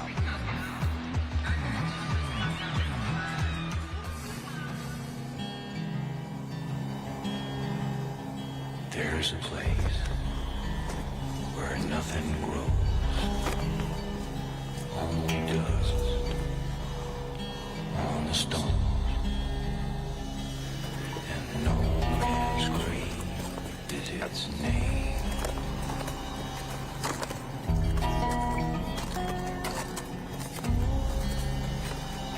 There's no rest, there's no shade.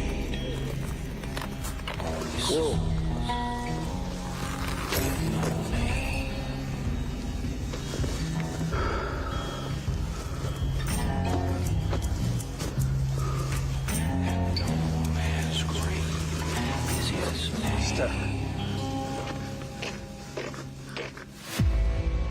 The Mexican warrior is always focused on victory. Any obstacle is nothing more than a challenge. Every decision, every moment is made with an unwavering eye towards achieving his goal, winning. He faces any and all adversity with the fighting spirit of strength and determination. The warrior, like the vaquero, is fearless, bold, and proud. What is a vaquero? A Mexican cowboy. El vaquero is courageous and tenacious. His inner strength and grit pushes him through any and all comers. His will, unbreakable. He refuses to back down, no matter the odds. Hardworking, armored with a can-do, will-do attitude. El vaquero, the descendant of Mexican warriors. Have you heard about El Vaquero from the south of Mexico? Molded from the sands of San Juan Citlaltepec. A true vaquero. Fierce and fiery brawler. Afraid of no man that faces him. Protector of the land he walks. Blink, and he will lay you on your ass. Volpe goes down for the second time in this fight. Let's gotta get in there. Damaging him. Let's gotta get in there. Damaging him so badly. Emanuel Navarrete. And who could forget, dressed to the nines in them shiny gold belts. Navarrete is a 3-division world champ. But the thing about gold, everyone wants it. Nestled in the Sonoran Desert in the little town of Nogales, a homegrown warrior was born. A tamer of reptiles who swims with the alligators. His eyes set on taking that shine off of El Vaquero. And we know he will do whatever it takes. Oscar Valdez will put his name now as one of the most exciting fighters in boxing today. After getting a taste of the gold in the past, his hunger remains as strong as ever. Champion versus former champion. Impulse versus timing. Unorthodox versus counter-puncher. Mexican versus Mexican. It's got it all. Aggression. Determination. Pride. A showdown in the desert. Now that's a fitting place.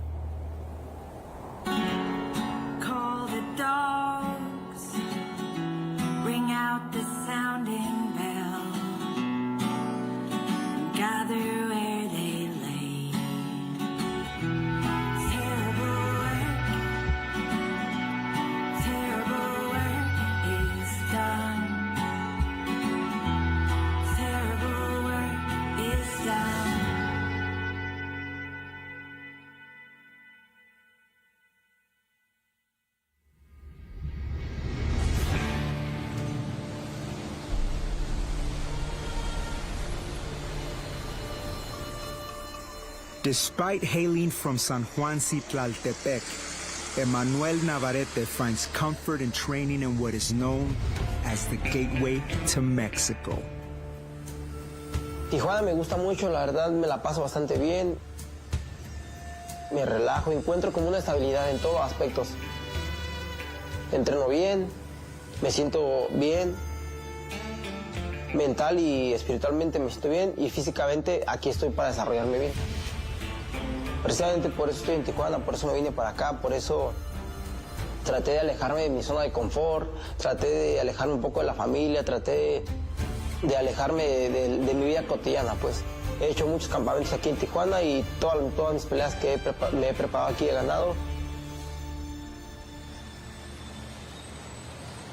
Even as a child, Navarrete's hard work and dedication to boxing was apparent. So much so that he earned the nickname Vaquero. Desde que empiezo yo con el boxeo, llega un momento donde la gente me ubica tanto como los vaqueros.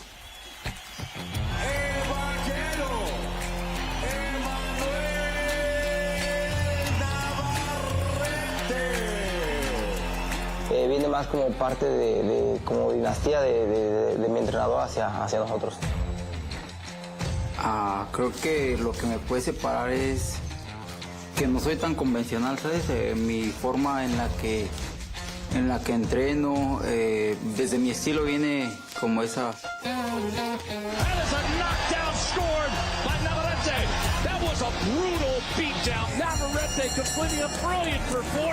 Soy un hombre trabajador, me gusta desarrollarme fuerte.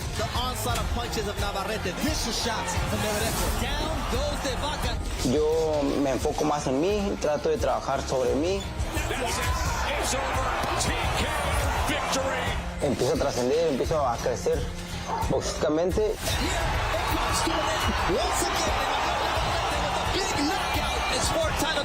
Sé que si me desarrollo fuerte, en mi preparación es buena, puedo hacer una buena pelea, ¿no?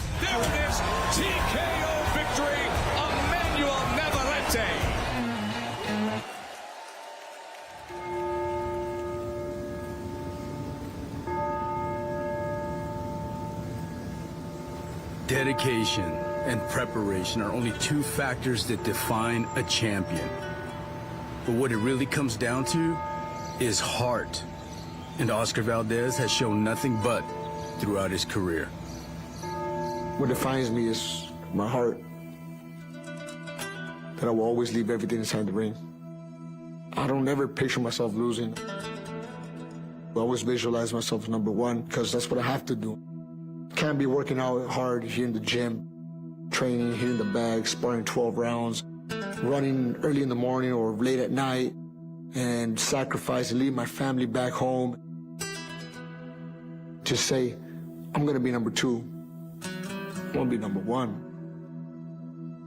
That's the mindset that us fighters have to have always. So that's what I'm doing right now. I'm training hard, and I'm gonna give my best. I never promise a fight of a year. Never promise a knockout. But what I always do promise to all my fans is that I will always give it my best. I will always leave my heart inside that ring. That's what we do.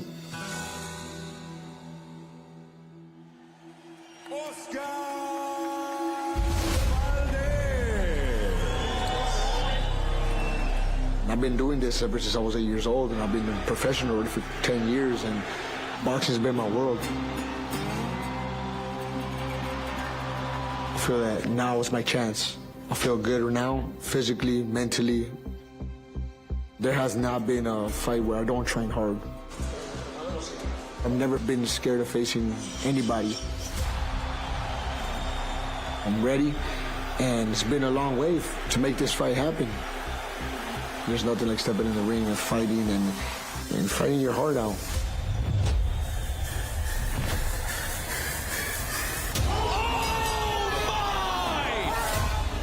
And winning and knocking out your opponent. That was human dynamite. My, oh my, what do we have here, folks? And having those applause from the crowd and having people cheer for you and people getting excited. Folks, absolutely explosive. All those emotions, man, it's very hard to explain. This fight's all over.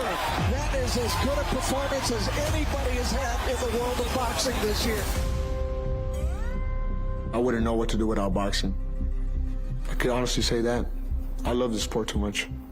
And I will give everything I got inside the ring.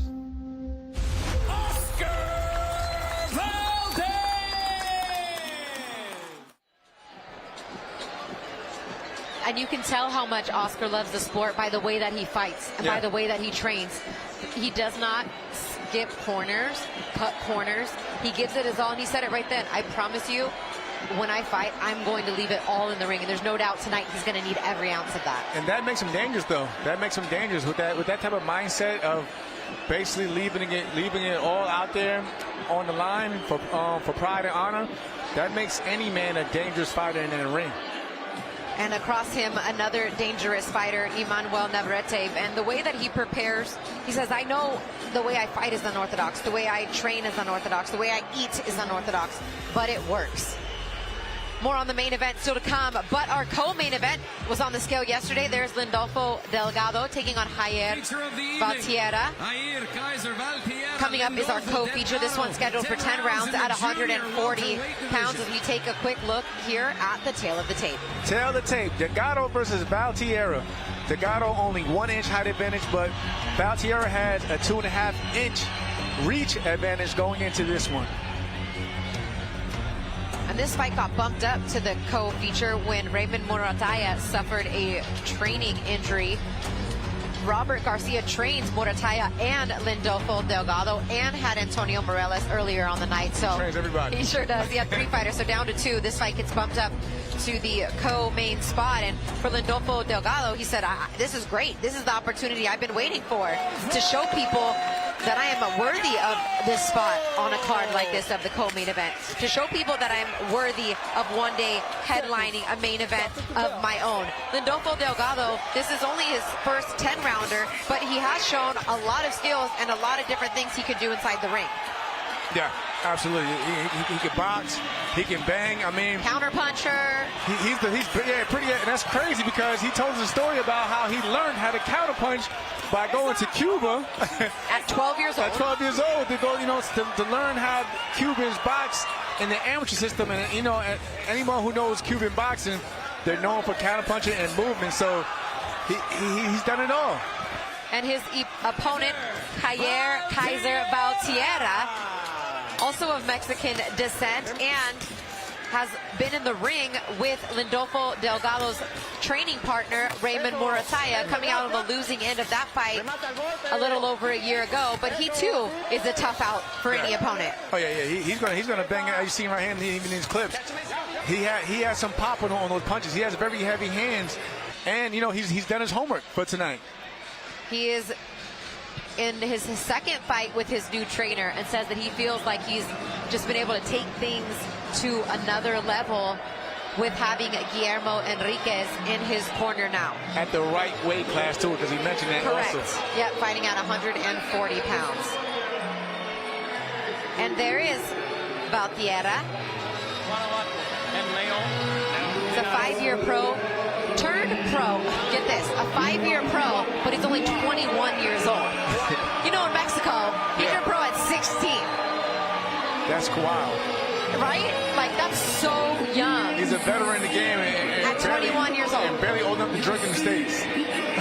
He's fought 17 times in his native of Mexico and 2 times here in the States. This is his second fight this year. Unfortunately, in his last fight back in February against Nestor Bravo, that fight was a no contest, no decision, because Bravo had suffered a bad cut from a clash of heads in the 4th round. So, unfortunately, no decision in that fight.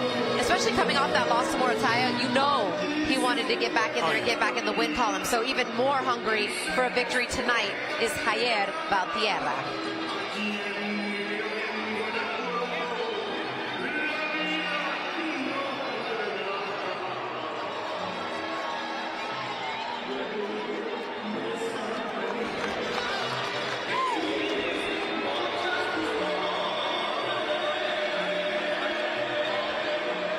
The crowd has filled in very nicely here at the Desert Diamond Arena. These fans have been into these fights from opening bell, and they're going to be treated to what should be another entertaining fight now. Lindolfo Delgado making his way to the ring, trained by Robert Garcia, managed by Rick Meridian, undefeated as a pro, 17-0 with 13 KOs.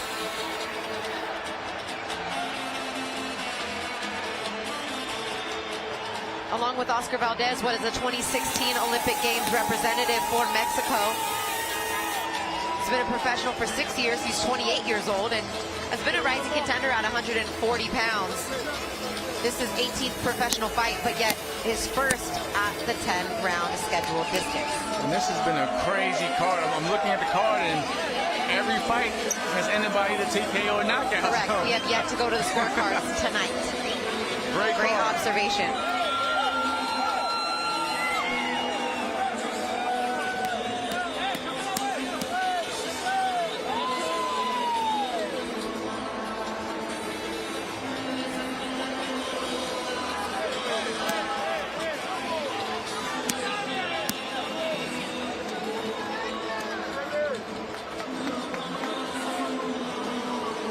Lindolfo Delgado has got some great sparring rounds in with the guys at RGBA, even guys at his own weight class, and feels that that has prepared him immensely for this task at hand. Yeah, I mean, he said he sparred with guys like Jose Ramirez, Mikey Garcia.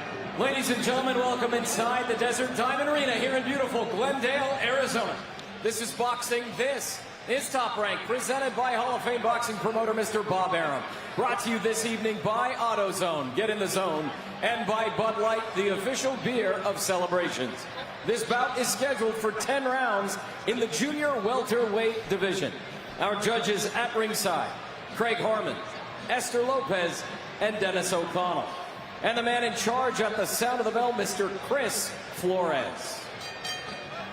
Introducing first out of the blue corner, presented in association with All Star Boxing. He weighed in at 139.4 pounds, wearing green and gold camo trunks. His record, 16 victories with 2 defeats. 8 of those victories coming by way of knockout. From León, Guanajuato, Mexico,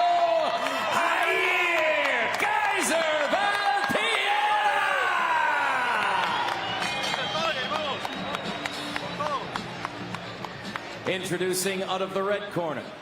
He weighed in at 140.7 pounds, wearing black trunks with red, white, and green trim. His record, perfect. 17 fights, 17 victories. 13 of those victories coming by way of knockout. He is a 2016 Olympian from Linares, Mexico. Lindolfo Delgado.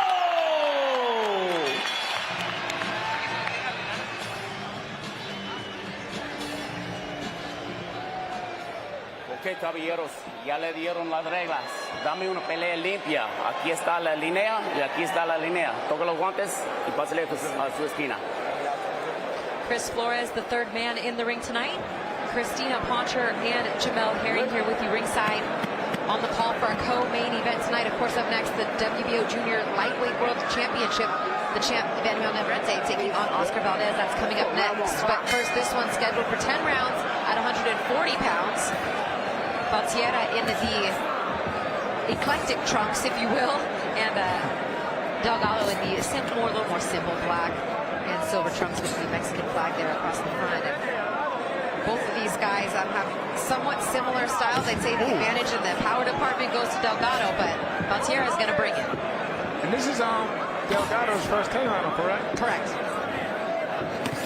I know yesterday said that, he was excited for this moment because he knows he needs his exposure on these type of cards to really get to the next level. So, especially in a crowded division such as the junior welterweight division.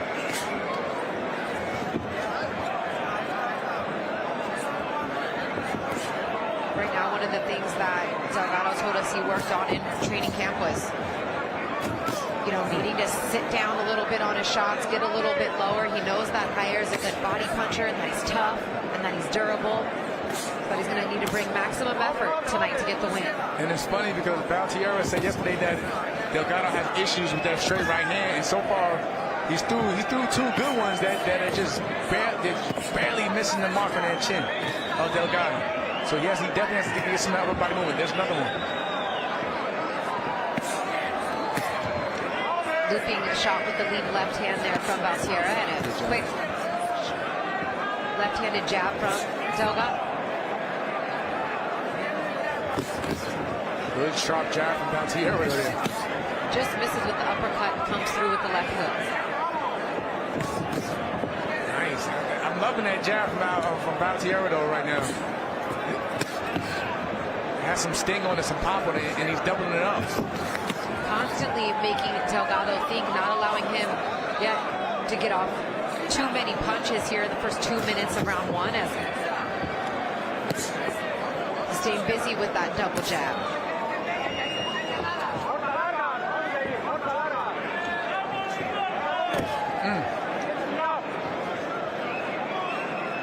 Valtierra looking to land the jab downstairs. Oh, nice jab from Delgado. Stopped him in his tracks. Nice 3-punch combination, and punches and bunches seems to be the name of the game for Valtierra here early. Not many single shots, much like Emanuel Navarrete in our main event. And you know what I like, Christina, from Valtierra right now? Even though when he's in front of Delgado, he'll change levels. He'll get low. He got, just like you see right there, he'll dip under the punches and he'll come back just like that.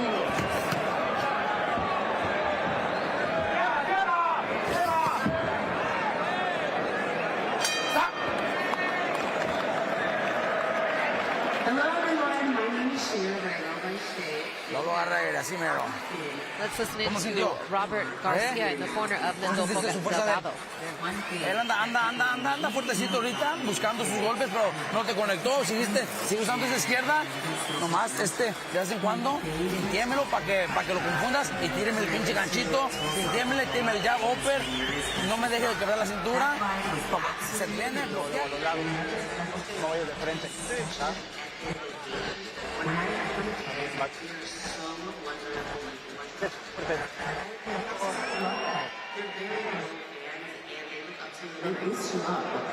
The best part about being a top runner is...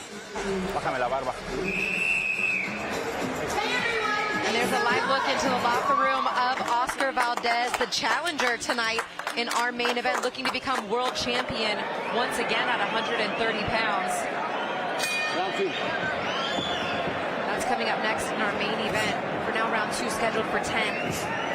Nice start for Valtierra in round 1, threw twice as many punches as Lindolfo Delgado did. And everything for Valtierra basically starts and ends with that jab. He just got caught with a good jab from Delgado.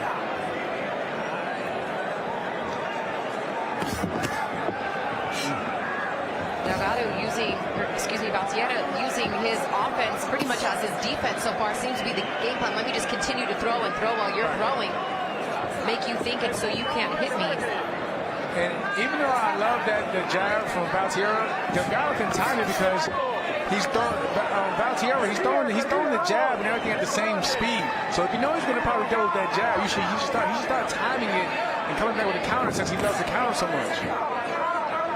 Great insight by my partner Jamel Herring. I know you're excited about this main event, that 130 pounds division you're obviously familiar with, and tonight, in fact, a belt that they're fighting for that you once wore around your waist. I know the wound, she just rubbed it in, y'all. It just burns right now. You know what? Hey, how many people can say that they've become a world champion? That is true. That is true. You should wear that as pride, not a wound that I poured salt in. It still stings, though. It still stings. You're not that far removed. I get it. We appreciate you sitting here with the headset, giving us some insight. Round 2 here for these two at 140 pounds, as Delgado looking to figure out where he can really get inside and start to establish a rhythm. I mean, Valtierra is continuing to just stay busy. And he's keeping him, you know what it is also, Christina? He's keeping Delgado offset. He's keeping him, he's not allowing him to get set. Every time he feels like he gets set, what does he do? He starts throwing punches every time. He keeps him offset and off balance. because again, Delgado has more of that, so at times that Cuban style where he likes to sit back and point out things and wait for the perfect shot. But sometimes you gotta just fight. He's definitely a little more reserved in terms of being more selective with his punches. He's still landing efficiently when he throws his Delgado so far at a over 30% clip compared to only 16% from Valtier. Looking at the hockey box numbers, it's just that Valtier has got his numbers in terms of output. And again, in my honest opinion right now, Valtier has the more telling blows with just that jab, with just the jab. Because no one has really hit anyone with a big right hand or anything, but it's just that jab from Valtier is so strong and impactful.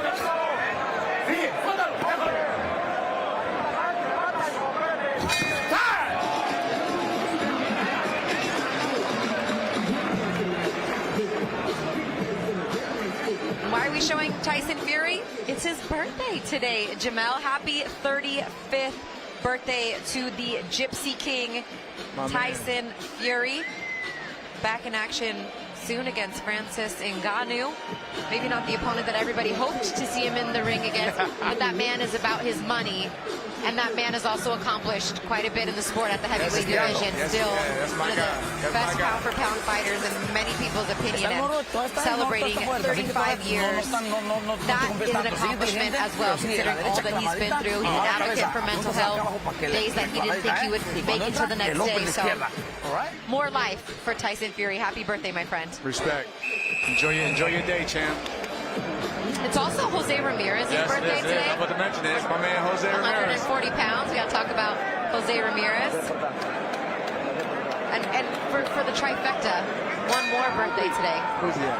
Evan Korn, top-ranked publicist and matchmaker. It's his birthday as well. So there's the trifecta for you. Now, back to action in the ring. Round 3 scheduled for 10. Pretty even fight so far. I mean, Sierra's thrown through the first 2 rounds over 100 punches. And I can see the judge having him up, honestly, with his activity.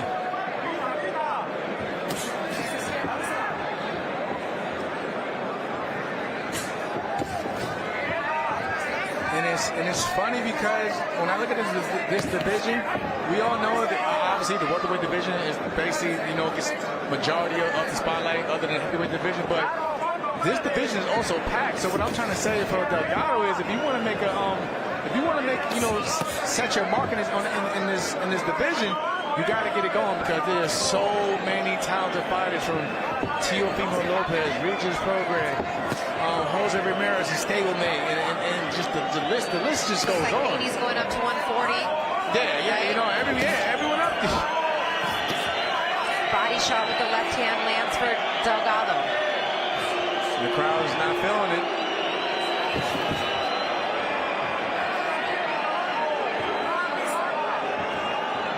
You know what they all came here to see. Oh, yeah. They want to see these two guys stand in a phone booth and bang. That's not necessarily their style. I mean, you said it in the lead-up. Delgado's very much a counterpuncher. He's going to wait. He's going to stay around the outside. He's got strong hands, but he's not a guy that's going to throw 70, 900 punches in a fight. But even now, he should be doing something. Like you can't just sit there and wait until your man. Sometimes you got to create openings, and right now he's just looking right at his man, and nothing's happening. And then he allows Valtier to take the lead, and you never know what these judges are looking at. Who's the aggressor? Valtier now moving around the outside, waiting for Delgado to come forward. Using some upper body feints. And I was saying, I like how Delgado, he's trying to counter with that left hook, which is great, which is fine. But add something to it. Don't you just throw one here, one there. Add the right hand behind it. Good jab though from Delgado. Delgado looks to land that left hand. Again throws the hook. And going back to yesterday's fight with Valtier, he did say that Delgado has a good left hook. All right, take it, but you get hit with it now. How did you take it away, though? What did you work on in camp to take away the left hook? He's definitely letting it go here in the last minute of this fight. Almost every shot from the left hand of Delgado. Really is.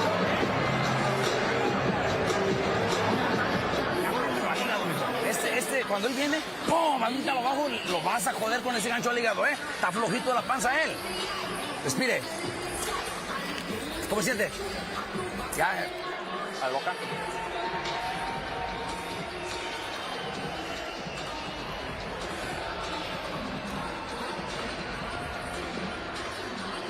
Trabájame en la corta y en la larga, ¿va? Ok, corta y larga. Cuando te conectas en media con su ganchito que tiene, ¿va? See Eddie Reynoso there on the left-hand side. Oscar's father. There's Oscar's cousin. As we are just moments away now, and there is Emanuel Navarrete and some boos, Jamel, for Navarrete. We are in the home state, you know, a state where Oscar Valdez has lived and grew up and went to elementary school here in Arizona, so I can understand that, but I think they'll all be cheering for them both if they deliver on the type of performance that we expect tonight. That's coming up later in our main event. For now, round 4, much of the first 3 rounds have looked the same, Jamel, really. Yeah, pretty, man. I think, like you pointed out earlier, I mean, at the end of the last round, Delgado did start to pick it up with everything but the left hand, but he doesn't add anything to it. It was all left hands. It was effective, but you got to add more to it. You can't just throw one here, one there off a counter. It's a good jab though from Delgado. That's the thing though, he has a good jab. He just doesn't use it as much as we would like to see him use it. Just one jab at a time, but he's not really coming with that right hand behind there. He hooks the lead left hand, but I'm waiting to see him let go of the right hand.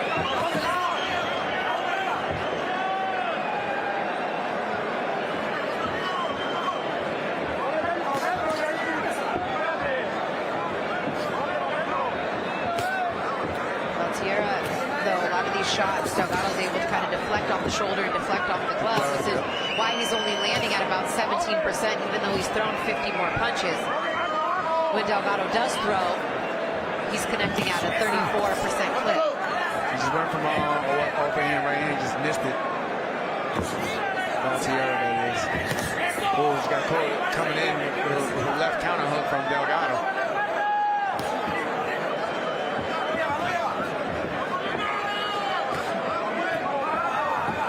What Valtierra needs to do, though, now he just got hit with a good, straight, stiff jab. He got to start changing the levels with that jab. He's going, if you really look at it, he's just head hunting with that jab. You got to start going back to the body with that jab. Because Delgado's waiting for it now, and he's countering. You got to start placing that jab, and in his shoulder, and in his gut, wherever you can. It seems as though Delgado is just looking to get off one big power shot. I'm actually a little bit surprised at the lack of combination punching from Delgado through the first 3 rounds, 3.5 now in this fight.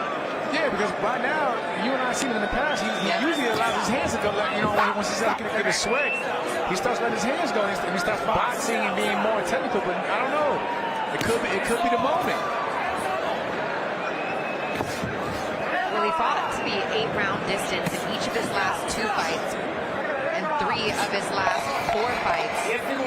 But I did expect to see him a little busier here tonight.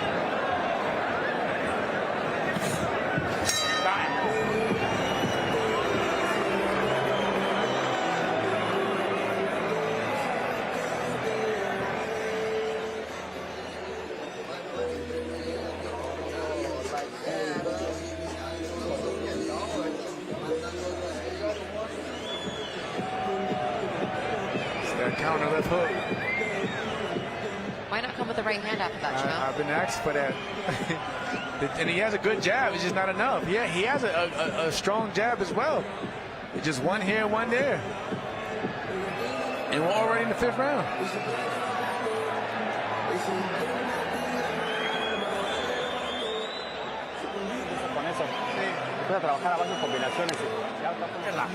Okay? Valtiera telling us he knows that Lindolfo likes to use the left hook.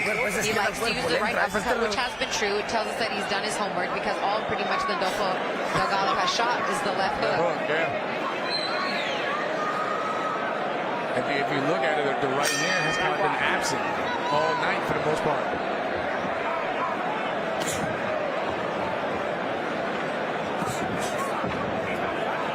At least he doubled up on the jab there, did Delgado, although it didn't connect. And that's the first. I think that's the first time he did that. Valtiera has been doubling up on the jab from the opening sequence. As there's a body shot, and there's the right hand that comes through from Delgado. But he loaded it up. You can see him. You can see him. He'll drop it and then he'll throw it.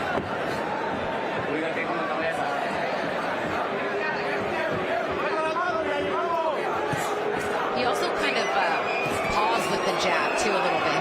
He doesn't quite get that glove all the way turned over when he's throwing it, does Delgado. And that's that response, like that Cuban style where they just measure. I mean, we see Robeisy Ramirez does it a lot himself. He'll measure, and then let go of the ring here. I guess we're just waiting for that second part then.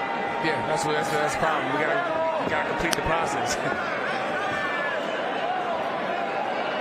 Valtiera now waiting. Yep. I was gonna get on his case too. Because he was saying that, he wanted this fight. He really wanted it. He was so motivated for this fight. Take advantage of it. Bring that same energy you had in the first round, the first 2 rounds. Back and forth, side to side with the upper body movement, but none of these shots landing for Valtiera here. And right now, he's the one that's getting beat by the jab from Delgado. Delgado's starting to get in a better rhythm here in round 5. Double jab from Valtiera. Down to the body. Levels and gets caught with the left hand from Delgado. Just got caught with a body shot. That was a good left hand from Delgado. Another one. And he eats one at the same time though from Valtiera up top with the left hand.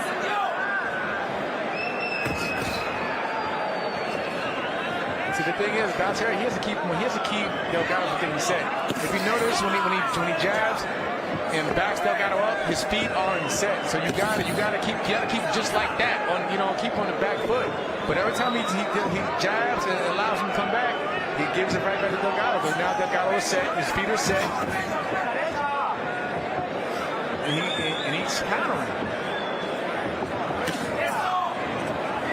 Leading a lot with the left hook is Delgado. But nothing else much behind after that. Landed the best punch of the fight so far with that same left hand in this round. Maybe the best Delgado round of the fight here, round 5.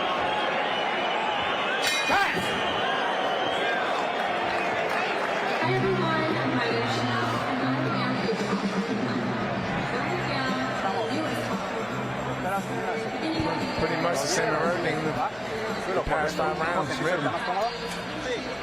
Yeah, if anything, I think that round Delgado was able to pick it up a little bit, find a little bit more of a rhythm, and actually looks like that, looking at the CompuBox numbers, was the first round that Delgado actually outthrew Valtiera there, 40 punches to 35.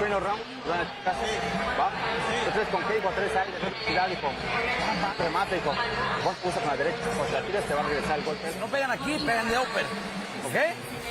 Mira, cuando él está aquí todo moviéndose así de ladito, no le tires a la cabeza porque se mueve mucho. Tírenle aquí al cuerpo, al cuadro, ¿ok? ¿Bien? Vale, pues vamos. Also telling him that he's going a lot, he's headhunting, he's going a lot for the head, but he's moving around a lot, so start going to the body. Look for the uppercut, but also start throwing more shots to the body. Yeah, you gotta mix it up, especially at this level. You can't just be a one-dimensional fighter. You gotta be crafty in it, you gotta be tricky. Because yes, let's say Delgado gets past this fight tonight.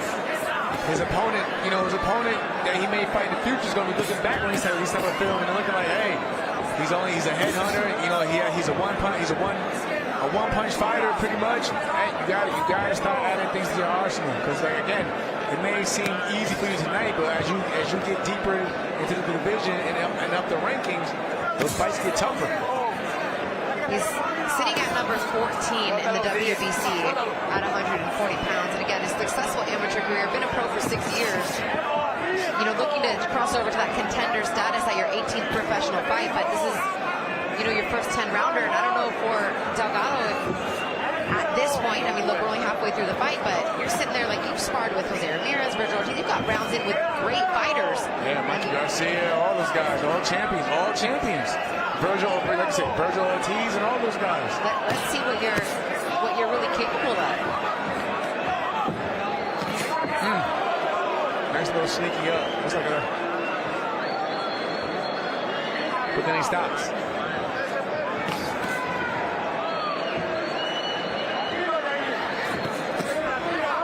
That last hook got through in that combination from Delgado, but those combinations have been few and far between. I think it's probably the first three-point combination we've seen in a while, if ever. Much of that has been coming from Valtier. But yeah, but on the other hand, Valtier has slowed down significantly as well. I know he's trying to pick it up, but in the first 2 rounds, he was constantly pumping that jab. Now he's sitting back waiting for the counter against a counter puncher.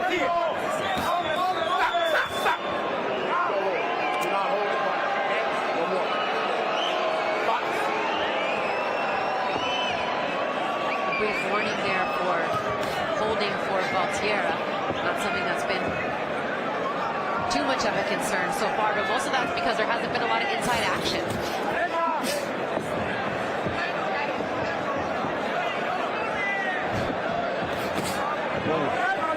Good counter. Oh, you can see some of the velocity coming behind the punches from Delgado. You know he's got some power in there. He can just make it a lot easier than by just, you know, creating those openings and making Valtier fight when he doesn't want to fight, especially for him being countered just like that. He leaned right into that left hand of Delgado.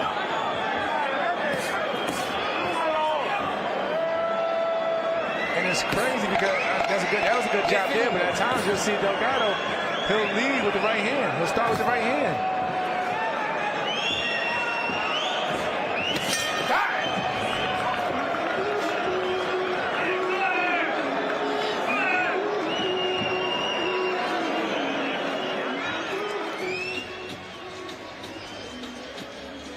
And then the gloves finally on for Vaquero Navarrete. Rumor has it took over 30 minutes for him to get the hand wraps and the gloves on. Taking his sweet time there. Yeah, it really is.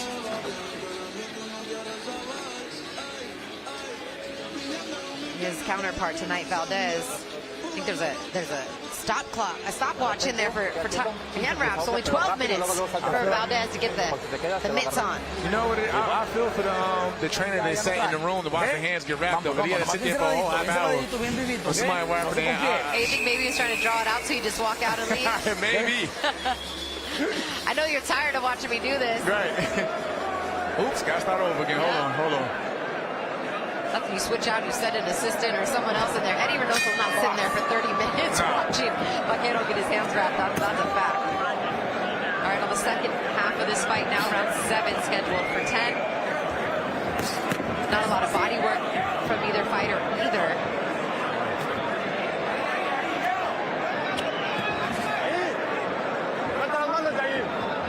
% to the body from Delgado, 24% to the body from Valtier. But it's like you mentioned, still not much of really anything, especially the body. Like we're looking at power shots here, and they're still in the single digits in terms of landing. Round by round, that is. Probably why you're hearing some restlessness coming from the crowd here, who is anxious to see what is supposed to be a very highly anticipated war. It has been a highly anticipated war. Oscar Valdez and Emanuel Navarrete, that's coming up next. But you see it again from Valtier. Every time he throws, more than one punch and backs Delgado up, he gets him off setting up bound, but he doesn't take advantage of it. And then he allows Delgado just to march forward and dig to the body and do whatever that you see right now. Hooks upstairs for Delgado.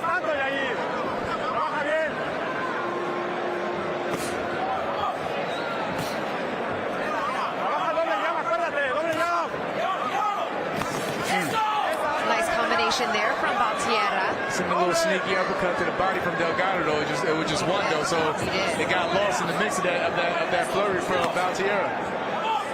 Also, depending on where you're sitting from the judges' perspective, you might have not even seen that shot scored. Right. But you can hear these boos. Good body attack from Valtierra. Double jab from Delgado.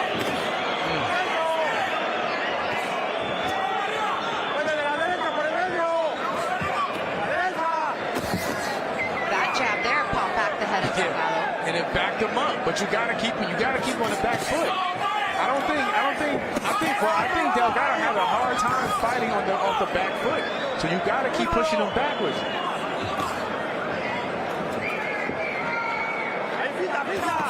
Ooh, nice triple combination from Delgado. Very clean scoring punches there. As you saw the sweat just fly off the head of Valtierra.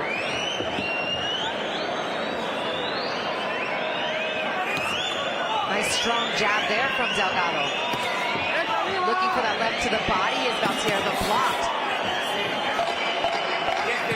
Delgado coming on strong though at the end of these rounds. It's a kind of a pedestrian pace up until that point.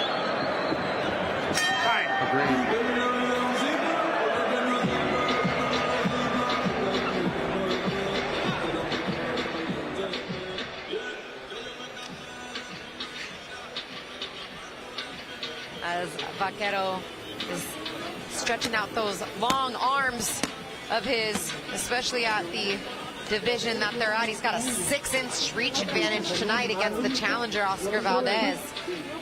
72-inch reach at 130 pounds. It's pretty good. There's Eddie Reynoso lacing up the gloves of Oscar Valdez, manager Frank Espinosa behind him.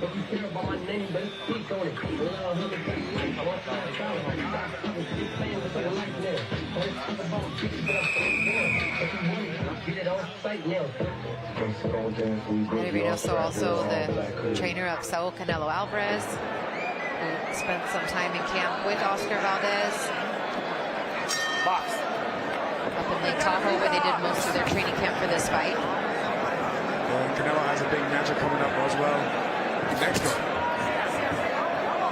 Jamel Charlo. That should be a good one. Canelo in September, almost synonymous, as a nice shot lands there from Delgado. And then he stopped. And now Valtierra comes right back. He woke him up.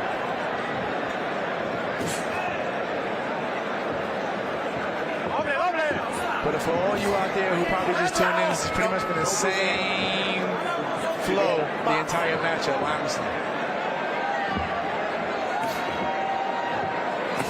Ooh, just missed that uppercut, the left uppercut from Delgado. He sure did, and that was a shot that his trainer Robert Garcia was calling for, was that uppercut.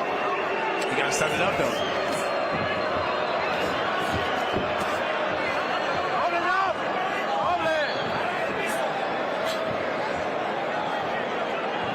It'll be interesting to see if this fight goes the distance, how the judges have scored some of these early rounds in particular, because it kind of depends on what you like. But Valtierra has been, through the first half of the fight, the more aggressive puncher, but he just wasn't landing at a high percentage.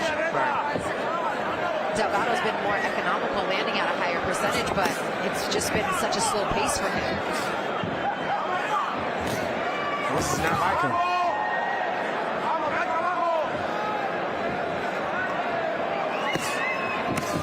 With the hook, and back with the hook comes Valtierra. Jab right hand. There's the uppercut from Delgado. Yeah, the little sneaky uppercut. With the right hand, hook with the left.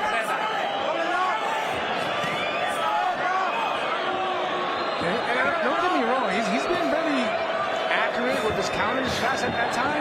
But it's like, again, it's just one here, one there, and then he'll let Valtierra just reset until it's time to throw another counter shot. That was a nice body shot from Delgado, though. Left hook to the body.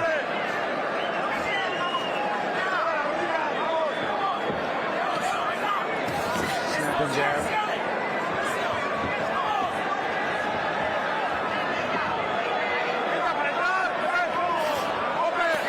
Delgado slipping under that shot, looking to land the right hand to the body.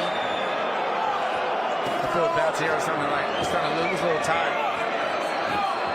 Yeah, his punch output has dropped significantly in this round. Strong jab there from Delgado. Good jab from Delgado. 10 seconds left in the 8th round. This one's scheduled for 10. Good action there in the last 5 seconds, but not enough as the fans here start to boo, and you can't help but feel for them as you know what they're waiting for.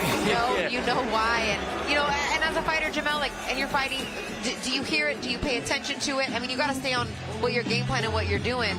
No, it's crazy. Like, usually in the dressing room, it's just quiet at times, unless you have your team back there pumping you up. But you don't hear anything until you get to that tunnel.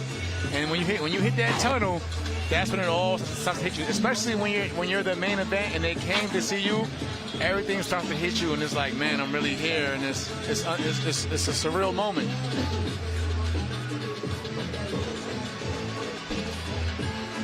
And it will be loud, but right now the fans are not as pleased with what has been not as an entertaining fight, I will say, as they're anticipating in our main event.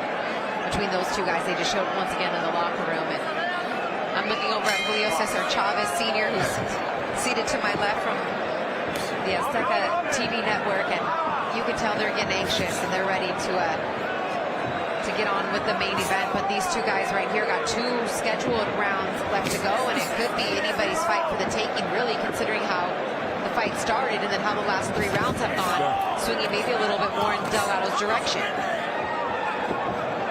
But this is why we need our good friend Chris Algieri to score this, because I definitely have been keeping track. He does like to score. It's hard to score and call a fight too, right, at the same time, but it's not a lot of fights now. It likes to add that element. But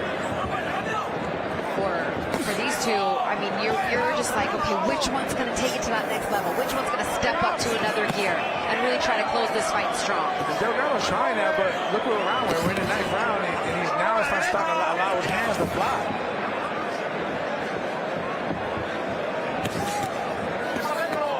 Valtier trying to feint a little bit before he throws his combination, trying to bait in Delgado. See, you gotta keep pushing him back. You gotta keep pushing him back. And every time he allows Delgado to get back into the ring, that's when he starts letting his hands go right now, as you see. You gotta make him uncomfortable. Ooh, nice combination there for Delgado. Connects. It's probably the cleanest we've seen so far. Oh, down to the body with the left hand for Delgado. You heard that. Nice clean punches, scoring punches here now for Delgado. Good work with the lead left hand. Down to the body with the shot from Valtier. Great job from Valtier. But that's what I mean. Like, it's back and forth. Like, you think you got him on his back end, and then the other one comes right back into the fight.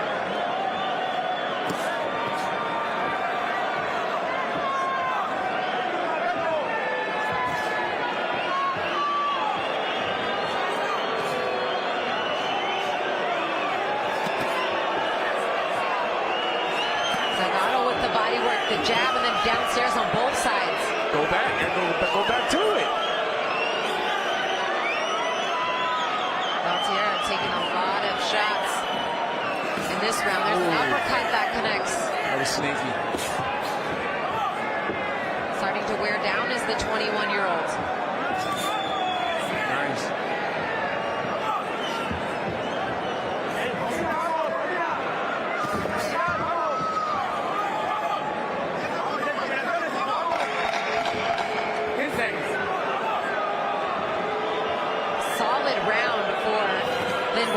Delgado. His best round. Round 9.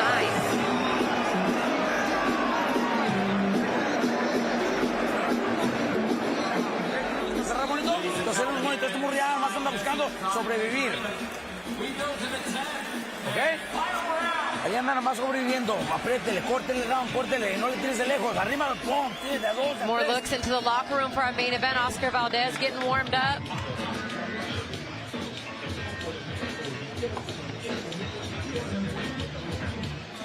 Emanuel Navarrete getting a good sweat on with his trainers. Also his uncle, and it's a family affair there with the Navarrete. His uncle and his father, both a part of his team.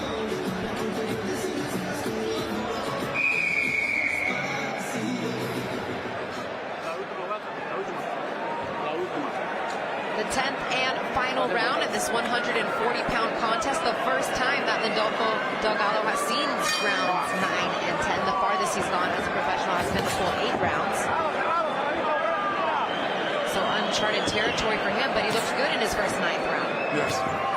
Might have been his best round of the fight. It really was. He started to let his hands go. Crisp combination punches. Just like that. Now you can hear the shots. Crisp, stinging shots. We just wanted to see more.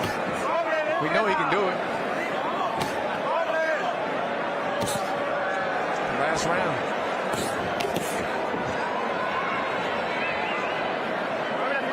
Altiera with the jab. Countered by left hand of Delgado. Double jab, Altiera.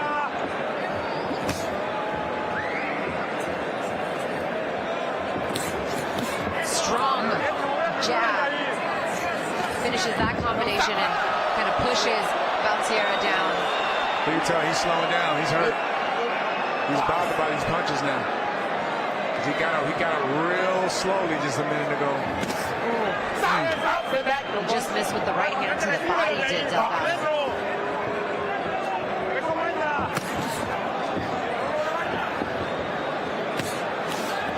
Altiera started this fight fast, but it's been Delgado who has taken control in the second half of this fight. And you notice how earlier I gave Altiera credit for changing levels.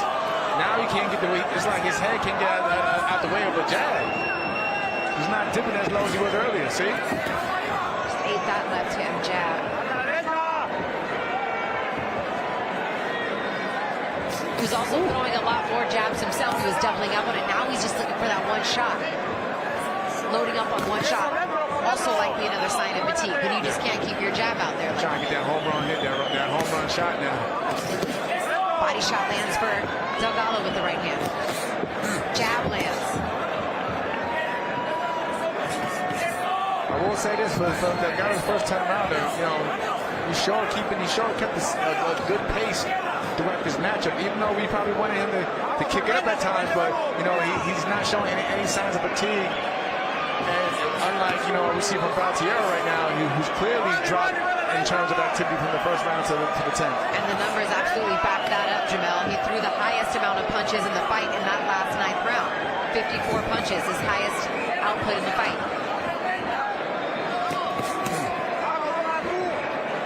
Well, like we pointed out earlier in the first round, though, we hate when we see fighters wait to the very last round to start letting their hands go. Down to the body goes Altiera.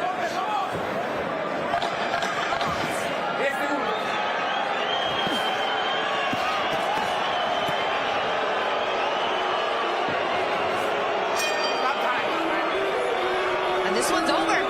That's it. And you can tell by the body language who the fresher fighter is at this point. I think I jinxed it, right? In the first round, I did say that every fight ended by TKO. I was going to tell you that. I was saying you said it, and it cursed us. The trilogy, one of the most historic trilogies in all of boxing between two Mexican fighters. Eric Morales against Marco Antonio Pereira. Both of them have been present this week as ambassadors for this fight between Navarrete and Valdez. And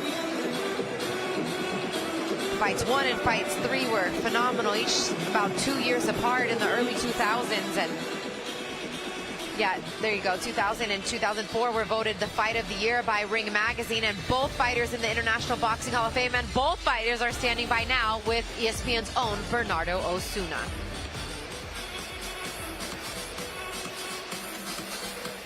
What does it mean to be the inspiration for this fight and to have set the standard for what a Mexico rivalry is about in the ring? Bueno, primero estoy muy contento que nos tomen como referencia. Ya pasaron 23 años de la primera pelea, entonces que las nuevas generaciones como es Valdez y Emanuel Navarrete se mencionen y se reflejen en querer llegar, no llegar, sino ser mejor que lo que hicimos Eric Morales y yo. Para mí, estoy muy contento. It's an honor and a privilege that the youngest generation still look to us after 23 years from our first fight as that inspiration, and to not only want to do what we did, but to surpass what we did in our rivalry. Para ti, la inspiración que le brindas a estos peleadores de querer ser como ustedes. Oye, yo creo que todo es evolutivo y a mí me daría más gusto ver esta noche una gran pelea, una mejor pelea que la que tuvimos Barrera y yo hace 23 años. You know, it's all about evolution, and it would actually be so gratifying to see a better fight tonight between Valdez and Navarrete than what we were able to do in our 3 fights starting 23 years ago. You're an analyst and you're also a fighter. What's your prediction for tonight? Tu pronóstico como analista y boxeador. Va a ser una pelea muy complicada. A todas las que le he preguntado también lo mismo, es 50-50.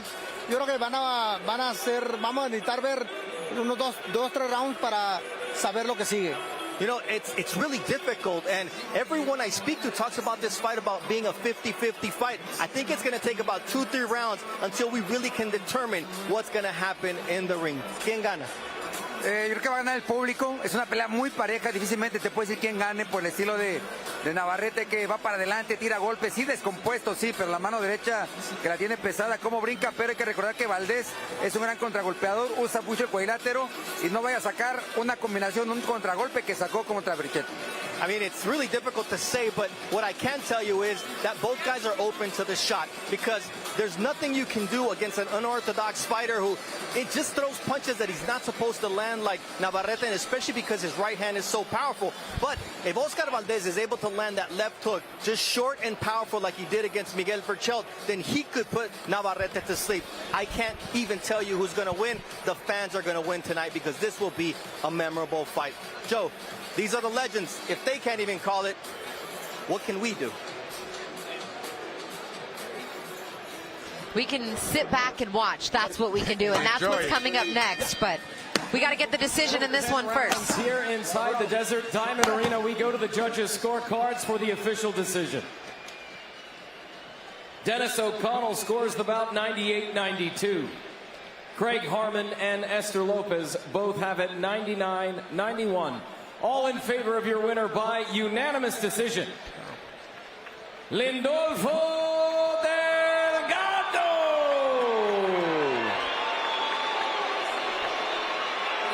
Lindolfo Delgado remains undefeated, improves his professional record now to 18-0 with 13 KOs, and the judges had that pretty wide, 9-1 for Delgado. I saw it a little closer earlier on, and then I think he pulled out at the end. But they probably gave him the first or second round if you look at how the fight played out. But at the end of the day, Delgado didn't win over any new fans.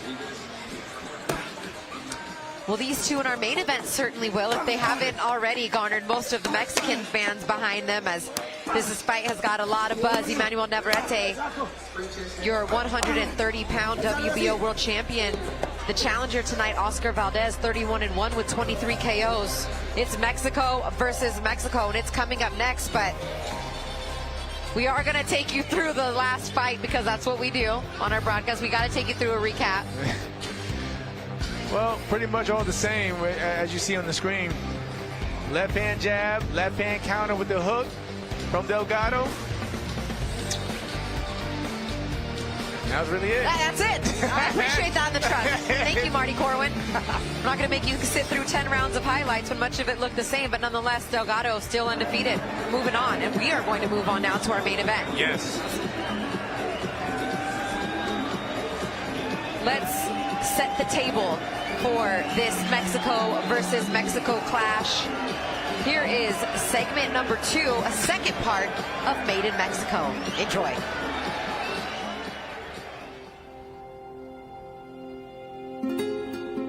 There can be no champion without a foe. Someone who wants what you have, laying in wait for their time to strike.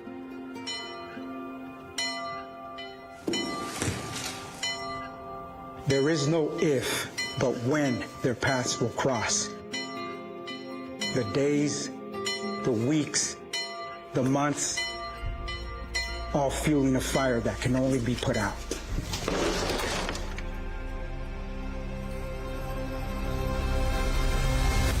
Mano a mano. Trading punch For punch. till one man has his hand held high in triumph. And the other hangs his head in defeat. After all, There can only be one true champion.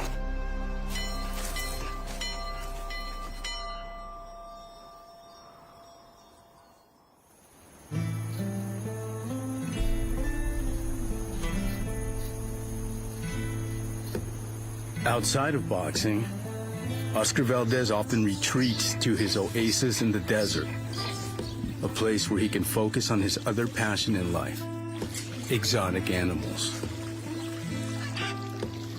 This is my favorite spot. This is my favorite place, especially here in the aviary. This is very peaceful. We usually don't talk about boxing here. We just relax, talk about family, talk about the animals, anything else but boxing. You know, when you go in camp, you eat, sleep boxing.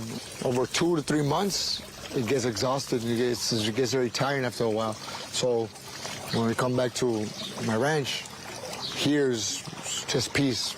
Just my animals, enjoy them, and that's pretty much it.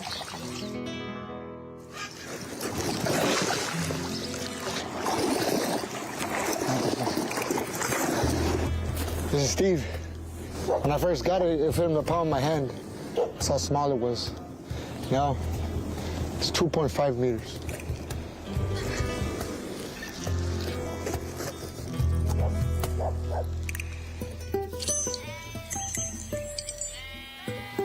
So this is a very special horse for me.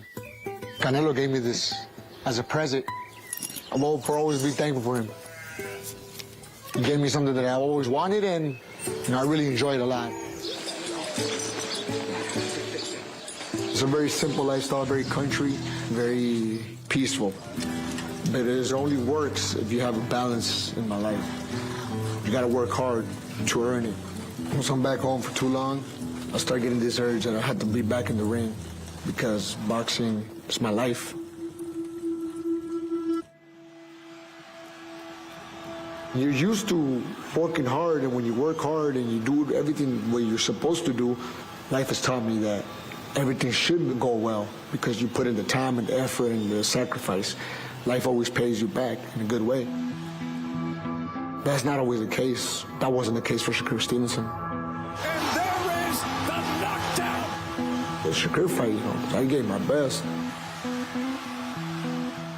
I would see his face right here, and I would try to land that shot, and he would just take a step back and make me miss, and just hit me with his shot. And it was very frustrating. Shakur Stevenson has done it. Me losing my undefeated record, me losing the belts to Shakur Stevenson, me losing in general was very heartbreaking for me. In boxing and in life, it's not how you lose, it's how you come back. So how do I pick myself up is winning this fight. Now is my chance to come back and come back strong. This fight is the most important thing for me right now. I have to do it. I have to win this fight.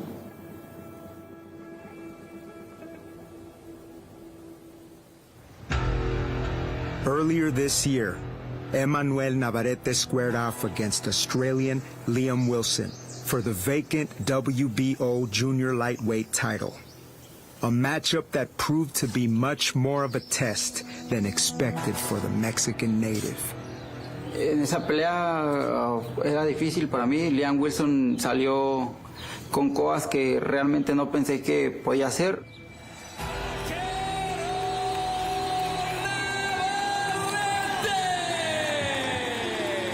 Going after his third division right here against Wilson. Wilson on the attack. Massive underdog has a big opportunity. Oh! Wilson scores the shocking knockdown here in round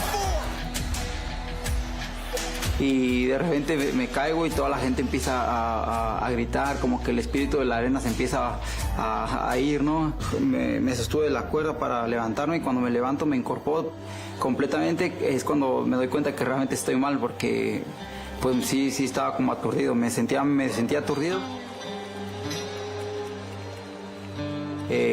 Salgo al quinto round con una mentalidad diferente, con otro chip y se empieza a poner la pelea de mi lado.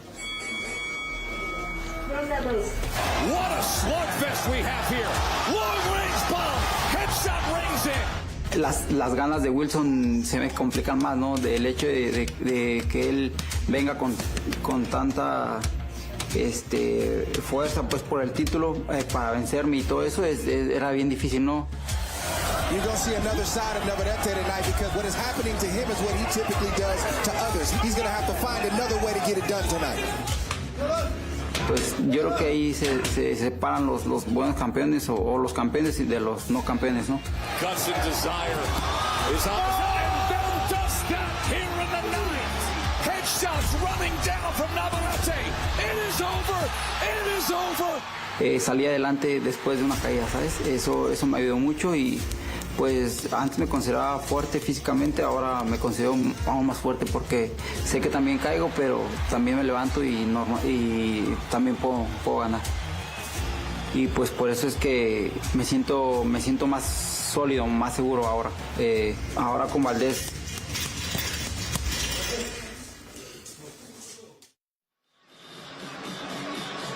That's interesting perspective to hear Navarrete say, because I got knocked down in my last fight against Wilson, because I went through that, now I feel even more stronger coming into this fight for Valdez.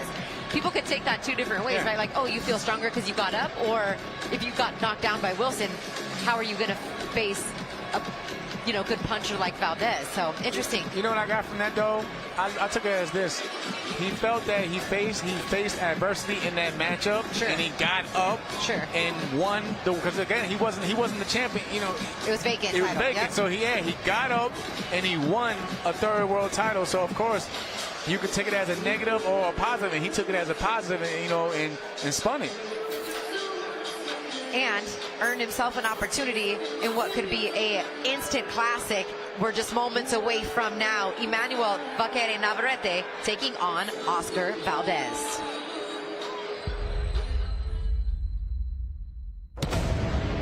Emanuel Navarrete faces Oscar Valdez, the clash of countrymen. Both guys wear their hearts on their sleeve. Both guys are going to be putting it all on the line tonight. Yo creo que esto se va a ir por knockout sí o sí. If you're looking for the knockout, you might get knocked out yourself. To be the best, you got to fight the best, and you got to beat the best fighters in the world.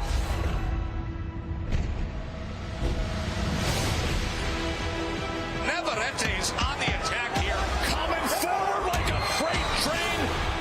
He is in the hurt business, and the uppercut scores the knockdown. Explosive! That was human dynamite. Valdez does it again. Uppercut combination, and he scores the knockdown. You got two of the best going head to head. One of the most anticipated title fights of the year.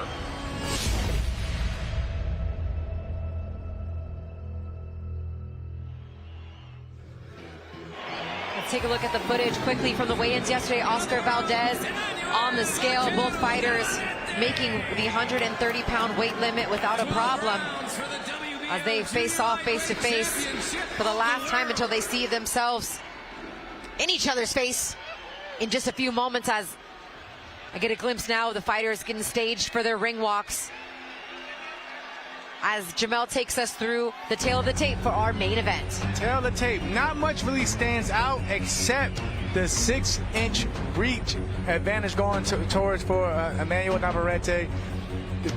He's 5'7", Valdez is 6'6", but like face to face, they look completely different in terms of height. But again, it's that reach advantage that definitely sticks out. And Emanuel Navarrete, of course, right on the money. We're making 130 pounds for this huge main event that we're about to witness. Emanuel Navarrete, a 3-division world champion, 11-0 in world title fights. First 122, 26, and now 130 pounds. Tonight he will be making his first world title defense against challenger 2-division world champion Oscar Valdez.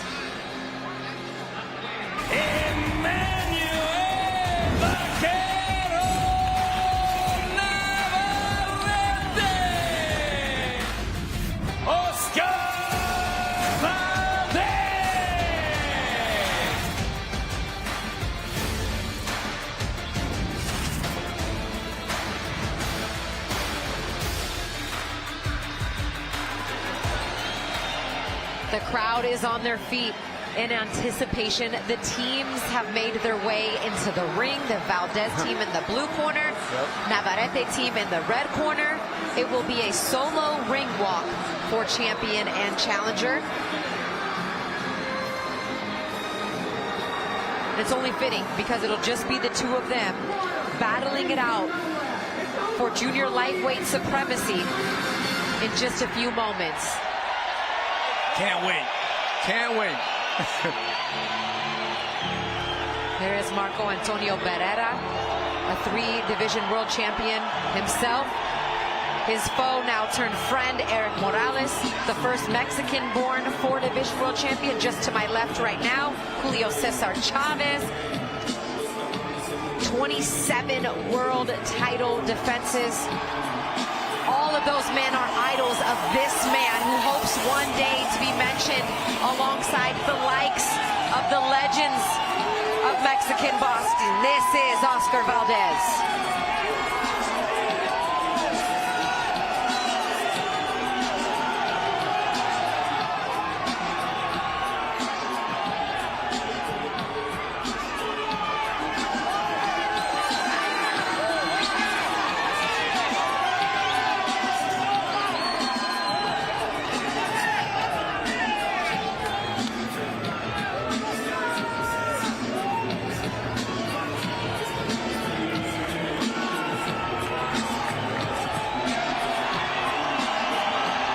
Valdez in the ring now, and much of the cheers in his favor as he spent many years living in this state of Arizona as a youth. Many of the fans have come here to support their 2-division world champion, who is a challenger tonight looking to win back a world title at 130 pounds, but he's going to have to go through this man right here, Emanuel Vaquero Navarrete, the cowboy. 37-1 with 31 KOs, has stopped 17 of his last 20 opponents and is undefeated in world title fights.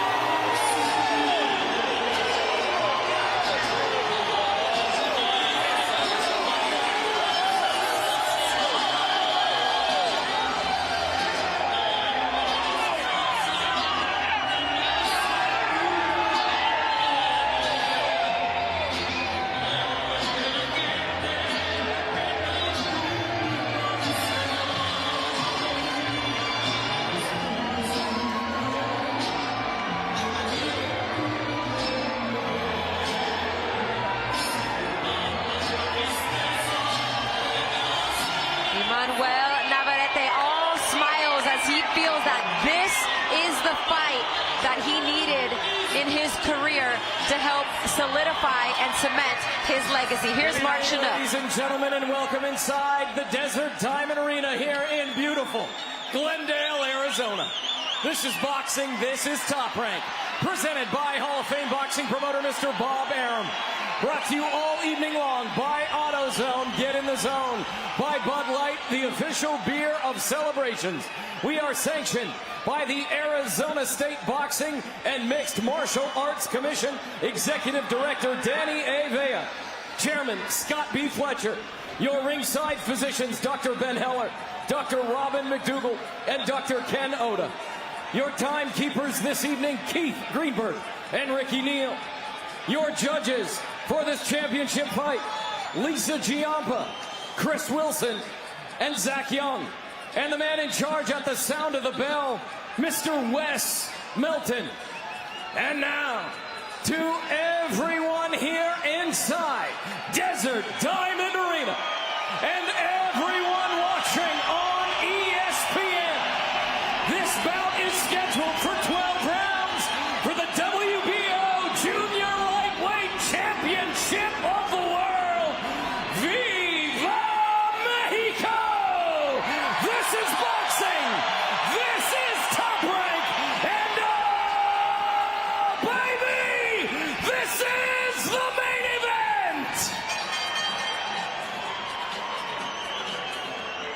Introducing first, out of the Bud Light blue corner, he is the challenger. He weighed in at 129.8 pounds. Wearing black with gold, his record, 31 victories with only 1 defeat. 23 of those victories coming by way of knockout. He is making his 11th world title appearance. He represented Mexico in the 2008 2012 Olympics. He is the former WBO featherweight champion of the world. He is the former WBC junior lightweight champion of the world. He is from Nogales, Sonora, Mexico. He is Oscar Valdez.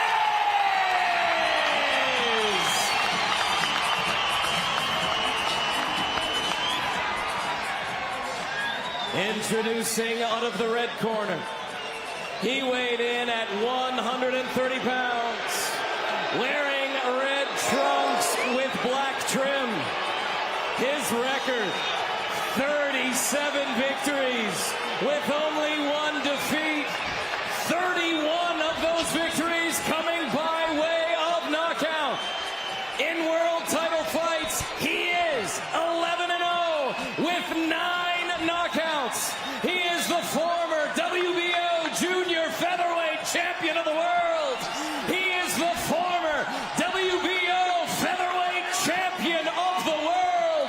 He is the reigning, defending WBO junior lightweight champion of the world from San Juan, Zacatepec, Mexico, Emanuel Navarrete.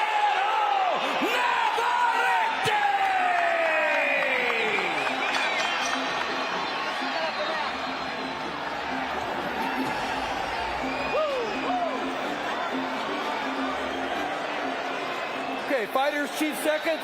Fighters, chief seconds. Okay, fellas, this is for the WBO Junior Lightweight Championship of the world. We know the rules in the dressing room. These trunks are good, you can work in here. These trunks are good, you can work in here. Protect yourself at all times. Obey my commands. Touch them up. Wait for the bell. Here we go.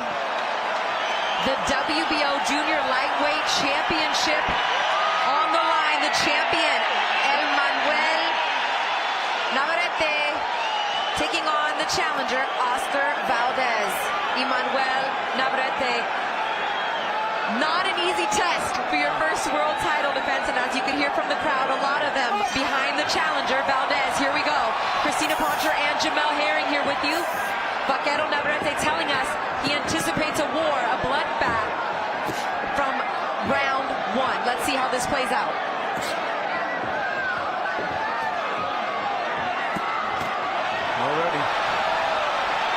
Already chopping at shots. Navarrete, the high volume, violent puncher against Valdez, the technically sound aggressor. And already, you know what I'm seeing? Oh, and a shot already connects there for Valdez.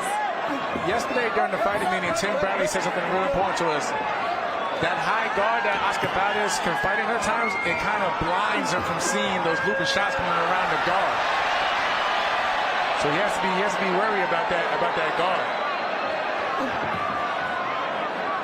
Emanuel Navarrete, 31-1, 23 KOs. Excuse me, 37-1, 31 KOs. Valdez, 31-1, 23 KOs. Both of these guys have fought at the highest level. And coming forward with those wild looping shots is Navarrete. That's what he does, Jamel. Unorthodox but effective. Yes, very effective, very effective. But it's those little moments where you see when Oscar Valdez spun out, that's when he should take that time to at least create an attack of his own. Jab for Navarrete. A lot of those shots are going to be wide, looping shots coming from the hip, coming from awkward all angles from Navarrete. Coming from the shoes. Valdez more compact, more precise. But Valdez is pushing the shots. That's dangerous. Yeah. Especially leaning forward. As their feet come together there. I'm not gonna lie to you. Body shot. I thought Navarrete was. Oh! Left hand connects from Valdez. Navarrete took it well. I thought Navarrete would come out a little slower. So I'm surprised the way he came out there out the gate. He said he's bloodbath in round 1, and he thought he was coming out slower. No way. All of us usually say that. Forget the fill-out process. He wasn't playing. Oh! Big right hand for Navarrete as Valdez looks to hold here. But this is what I mean. This is what I don't want Oscar Valdez to get too macho and ask for a dogfight. He needs to box and be smart. And the reach advantage for Navarrete is evident here in round 1. 6 inches.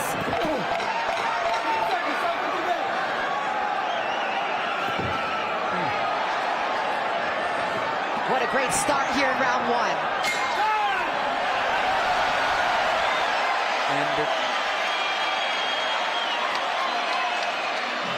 And the crowd is back in the building. They're back in for this one. They woke up after the last fight. Yes, they did. For sure. Manuel, it's a family affair there in the corner. Uncle and father, there's a look into the Valdez corner. Eder Reynoso and Oscar's father, Valdez Sr. No te quieras aventar tú primero así porque te va a agarrar con el upper, güey, porque es más largo. Tranquilito, güey.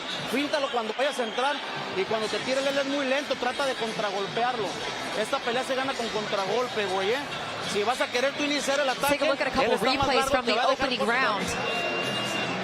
Can you believe it? Navarrete measured with the jab. Ooh. That was an exchange towards the end of the round there. Yeah. It almost got ugly there for Valdez. Right on the chin. Caught a left hand flush in that exchange, another one, and then a right hand. That chopping right hand. Round 2 in this 12-round championship fight. And I know we can hear we have a headsets on, but what I meant by the first round about Oscar pushing the shots, because you can hear him like grunting in it. Like every time he throws a yeah, he does that a lot. He does, as Vaquero looks to back him up with the body shot. Left jab, right hand for Valdez. Valdez dips under that shot from Navarrete. Navarrete with that lunging left uppercut. It's not that tight, compact uppercut that shoots through the guard. It's an uppercut that comes all the way from almost behind his body. But it's carrying some heat. But you're not lying. The uppercuts are coming from the land under. Navarrete telling us this week that he knows it's going to be a war. He knows he has to defend his title and that it'll be an aggressive fight. But he also said he's going for the knockout in this bout. And with that being said, does Oscar Valdez know it's going to be a war? Because he's still trying to just, lay back and sit back and wait. While Navarrete is, is being really aggressive and, and is working. And that's to Navarrete's favor, but Valdez is... You will see him look to box. You will see him look to fight on the outside and try to use his jab and establish that rhythm, because he knows at mid-range it's dangerous against Navarrete. But he'll have to stand in there, like you said earlier, Jamel. He's going to have to stand there, plant his feet, and bang at some point. Yeah, you got to earn some respect from him. You got to earn some respect. Like, you don't have to bang, and go to war the entire fight, but you gotta hit your opponent with something like, listen. Like that. Yeah, a strong shot there with the left hand. Exactly. Let me just cool off for a minute and be smart about my approach. But if you let him just do whatever he wants, he's gonna just swarm you. It's interesting in preparation for this fight. I mean, you can find guys that emulate the style of Oscar Valdez, but for Valdez's team, it's challenging to find one sparring partner that can fight like Navarrete does. It's such an unorthodox style. It's really hard, and he said that himself. I know he couldn't find someone to emulate me. Yeah, he was proud about that one too. He was proud about that statement. And he just gets out the way. Like, it's the little things that it looks funny, but it works. Like, he gets out the way of punches, and he slides out. He'll slide out of there, out of harm's way, and he'll give Valdez the shoulder, just like that. Valdez looking to feint and then pushes the champ back. uppercut. Forget the jab. We're throwing uppercuts. Valdez looking to land the counter left hook there. Chopping right hand from the champ. Big left hand lands for Valdez. Uppercut for Navarrete.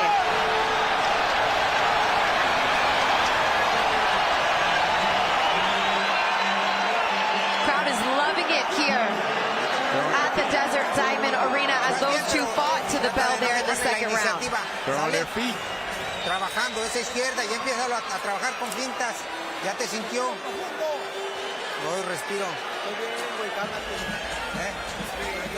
Sí. Mano. Así te quiero ver, tranquilo, sereno. Is one of those fighters that no doubt throws punches in bunches. Very rarely do you see a single shot coming from the champion. In fact, he's only second in all of boxing in combination punches landed to Chocolatito Roman Gonzalez, as a nice left hand lands there for Valdez, but he's going to throw a ton of punches. Over 130 punches in the first 2 rounds for the champ, who believes, his corner believes, that Valdez has now felt his power. But you gotta be careful. Valdez got power too. Absolutely does. 23 knockouts in his 31 fights, none more devastating than that shot that sent Burchell crushing to the canvas back in 2021. That shot still echoes. Sounded like a car crash live. Valdez looking to shoot the lead left hand. You know, good. This is the pace that Valdez wants. He wants a boxing match, and his jab, when he lands that jab, it kind of stops Navarrete in his tracks. So he needs to definitely continue pumping that jab. Just getting out of range, but Valdez has got to be careful with the way that he leans down when he moves out of trouble, because that leans right into those uppercuts from Navarrete as he pushes Navarrete against the ropes now. I was thinking the same thing. I said you can't even really dip in there against a guy like Navarrete, because he's going to throw an uppercut right where you might dip right into that uppercut. Oh, he got it one on the inside with the left hand from Navarrete. He's hurt. That definitely got Valdez's attention. Valdez caught another right hand and holds. Looks to his corner. They told him to hold. Looks to his corner, telling them he's good. They told him to grab on. Those are hard shots coming out the hands of the champ. But it's like what you said, like you can't dip, because he's going to throw someone a crazy uppercut, and it just might land and hit his mark. And it did. It's when you miss, he makes you pay.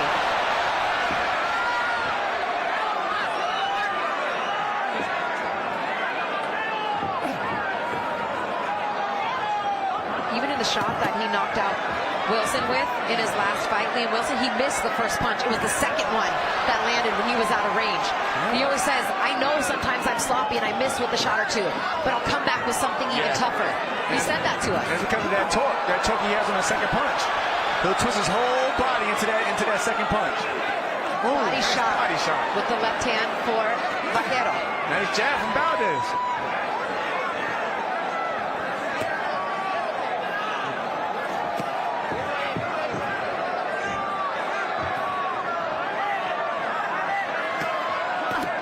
Valdez, strong left hand. Out of harm's way there. 1-2 for Navarrete.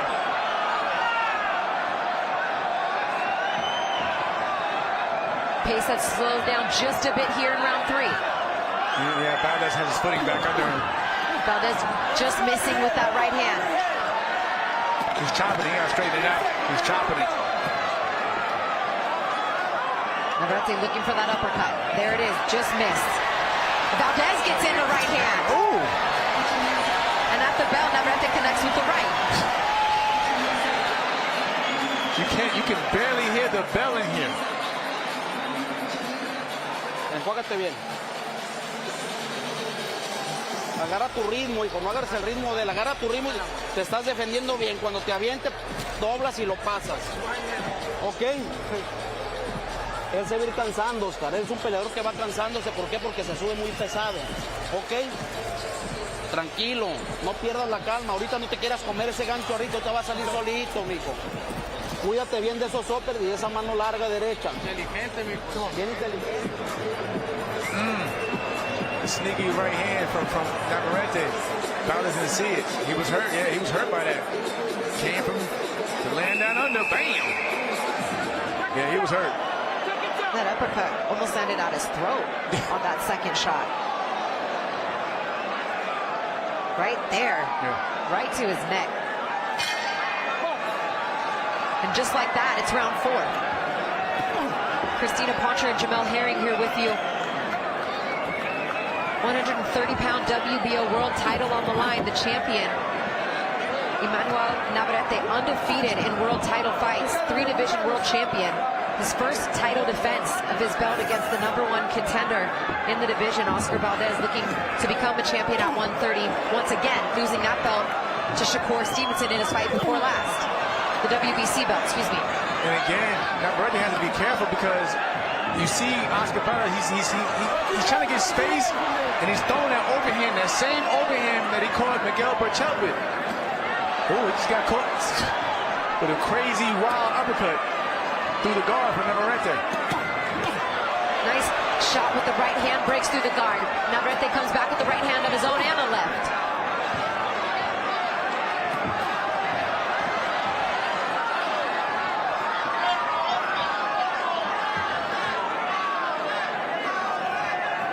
In the corner a few moments ago, Navarrete's cousin Pedro was telling him, listen, Oscar Valdez has no power. He has nothing for you in there. I don't know how true that is, but I mean, right now you can clearly see though Navarrete, picking it up and clearly dominating this round so far.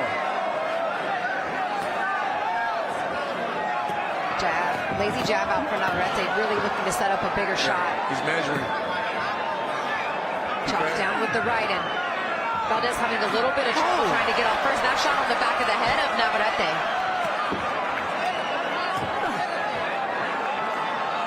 That's what I mean, everything has knockout on it from Valdez now. Instead of, setting it up, pop the jab, touch him, change the speeds up.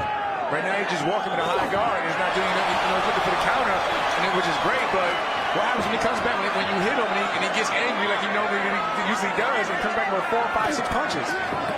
So there we go. He's got to just get out of range there like he did, but this round so far has thrown the least amount of jabs that he's thrown through the entire fight. Navarrete looking for power shots. He's looking for the knockout.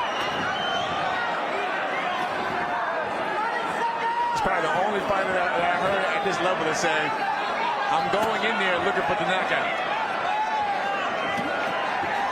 Uppercut looks to score for Navarrete.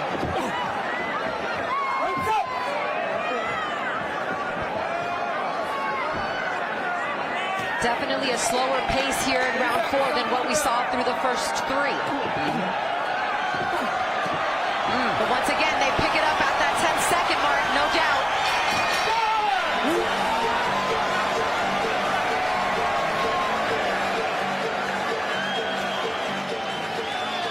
Yeah, this is crazy. As this Mexico versus Mexico battle is shaking out the first quarter of the fight in the books. Mind you, Valdez in this fight, although the challenger, was the slight betting favorite coming into tonight. And you know what's crazy? Because you know what's crazy looking at this though? You could probably say that Navarrete's winning every round on paper, but every time Oscar Valdez lets his hands go and I see that left hook just whiz by his head, I'm thinking like, hey, he's still in it. He's still in it. He's still dangerous. Look back at some of the work here from round 4, and that sneaky left hook gets in, but the Navarrete corner, telling him to take his time. He's got time and wanting Navarrete to go back to the body. In fact, when we look at the body work through the first 4 rounds, only 2 body shots connected for Navarrete, 11 body shots so far for Oscar Valdez. So the instruction in the Navarrete corner, let's get to work on the body. Yeah, got to invest in the body. If you want to get him out there, you need to get rid of them legs. Meaning by that, go to the body. But it's a little bit tricky, right, with the way that Valdez kind of punches down and has his guard for Navarrete to reach down and work to that body. His name was up a small target, which is smart. Valdez lunging in with some of these shots, almost kind of getting up on his toes, Jamel. Yeah, and it's like he's like 5'6", and Navarrete would be 5'7", but seems like a tall order trying to get to his head. Definitely looks like a bigger. I think it's more like 5'5" and 5'7". Right. But right now, this is typical Navarrete fashion. Like pretty much he'll box you in circles around you and just throw shots from awkward angles. And that's what he's been doing so far. Valdez taking his time here as Navarrete throws some of these looping shots to maybe try to cut a straight line between some of these looping shots. It's almost like Valdez is in there calculating, is thinking. But meanwhile, Navarrete's throwing punches. He's throwing. And that could mean, and going back to what you just said, sometimes it could be Oscar Valdez's worst enemy. He thinks too much. Blocked a lot of these shots off the gloves.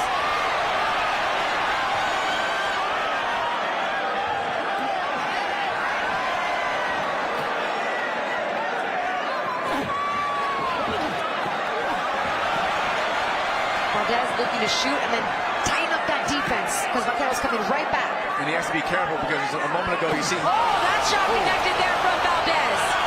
I was just about to say, Valdez got to be careful because if he overshoots, he might get counted and caught.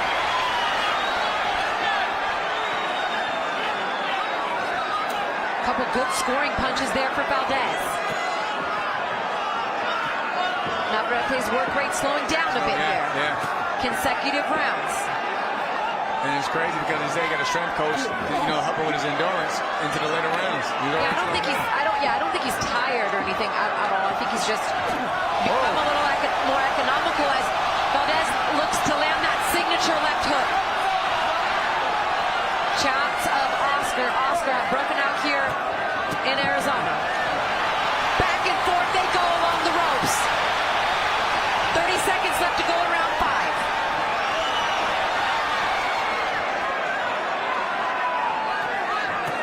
Ooh, good body. Down to the body, yes. Left hand to the body.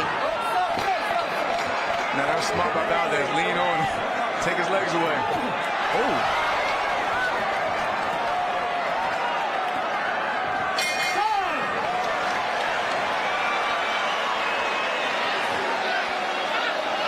Gonna need to get to work on that right eye of Oscar Valdez. Some swelling happening quickly there.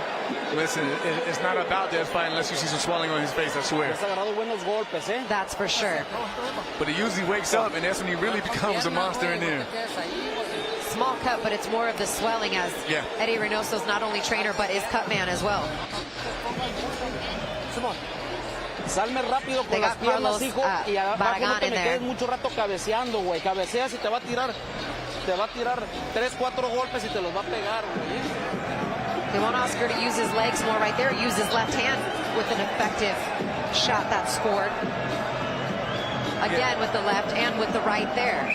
And if you look at Navarrete, you can see with the jab, it's not really much of a jab, it's just a rangefinder.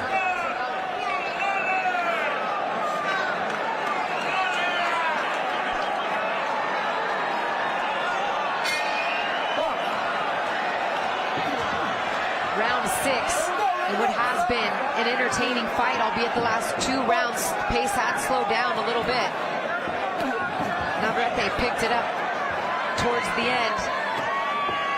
But Valdez dealing with a little swelling now underneath that right eye, but landed some solid shots, particularly with the left hand in round 5.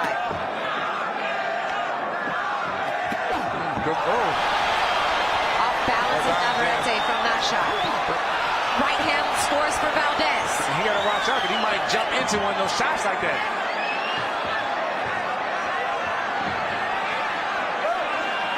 Smart by Valdez. Tie him up. Slow the momentum down.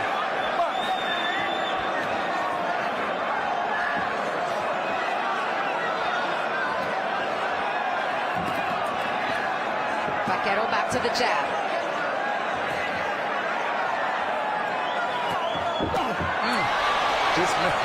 Timing with the left hand has been money for Valdez.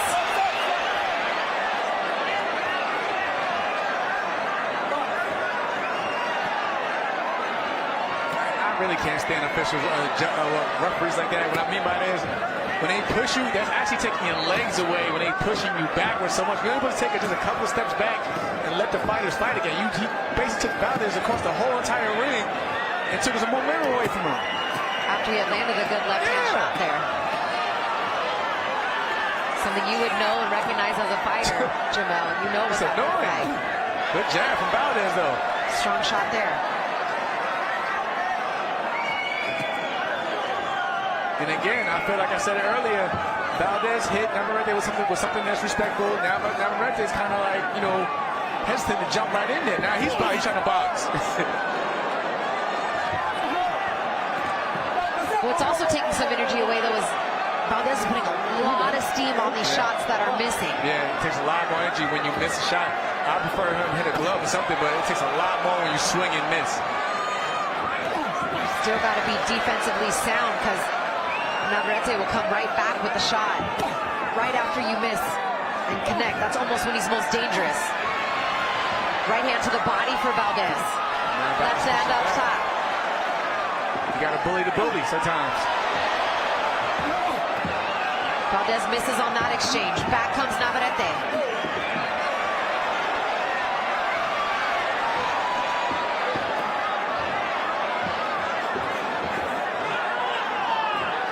Navarrete does get stronger as the fight goes on. He has 3 12th round knockouts to his credit. 11th round knockout, 10 rounds a ton, so he will continue to put on the pressure. But these last couple rounds have been seemingly more in favor of Oscar Valdez. Yeah, slow the pace down. We are halfway through. Already? Respira, respira. ¿Ya te repusiste? ¿Ya andas bien? ¿Ya bien? Pero con mi mano derecha. No mames. Estás desplazándote bien hacia atrás, bien. Dóblate y levanta y pásalo. Fácil, él está muy lento ahorita ya, güey. ¿Ok? No te precipites nomás, Oscar, quererte aventar. Much of what we expected to see when it comes to the CompuBox numbers through half of this fight. Emanuel Navarrete has thrown 460 punches compared to 200 punches from Valdez. The difference is Valdez has landed 28% of his shots compared to 17% of the shots for Navarrete. You knew Navarrete was going to throw more punches. It's just how efficient and effective was he going to be with those shots. Next time we need a graph on that, how effective these shots, these punches he's throwing at a percentage rate. Body shot gets in for Valdez. Good jab from Valdez, though. Emanuel Navarrete wanting to push Valdez out of his comfort zone, out of his rhythm, he told us this week. Body shot with the left hand. So far, it's been a little bit more of a Valdez rhythm these last couple of rounds. Here we come. Right hand. So you said it goes Navarrete, though. With these slingshot punches. Yeah. Oscar gotta watch that jab from Navarrete, because Navarrete, he'll push off that jab and he'll leave it out there just a little too long. That's when Oscar needs to let go of that huge overhand right.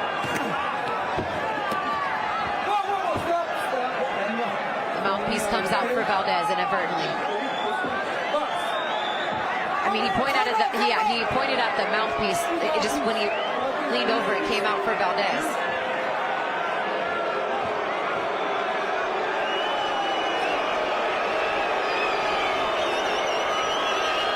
Gotta bite down, Oscar. Gotta bite down, baby. Navarrete knows all about spitting out mouthpieces, doesn't he, Jamel Herring? If you watched his last fight against Liam Wilson, Wilson will tell you right now he'd be in this fight against Valdez if it wasn't for spitting out a mouthpiece. It is true. Bought him over 20 seconds after he was hurt in the 4th round of that fight.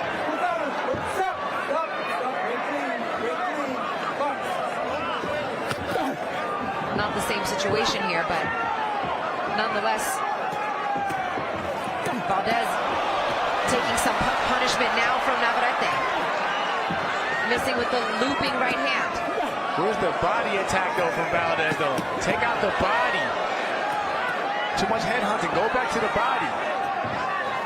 take some steam up those punches, going to the body. Oh, left hand connects for Valdez, backs up Navarrete.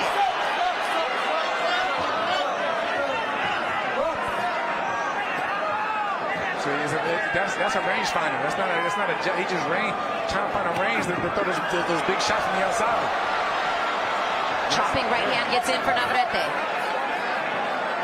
And he's pushing Valdez so far back every time as the referee. And he's so calm in there. He's still calm and cool in there, though. It's like he's backing up Navarrete to the ropes, but yet he's the one backing up. The referee's backing up Valdez. Yeah. The referee's doing too much. He's too involved in this fight.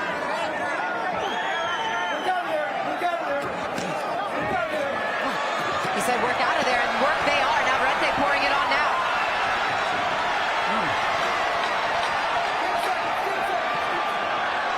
Now Navarrete's boxing. Ooh. Looking for a home run shot now is Navarrete. They battle to the bell once again.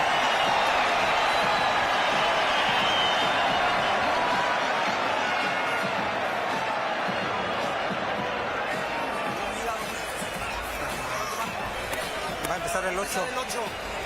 Voy trabajando, tranquilo, güey, no te desesperes, no te... Sí. Vamos a trabajar. Respira profundo. Ocupamos que te muevas, trabajes y explotes, güey. Just calm down, don't get anxious. Tranquilo. It's working. Por eso I need you to move, work, and explode in there. Your Spanish is pretty good then. You're understanding that. I got help from the back. Juan.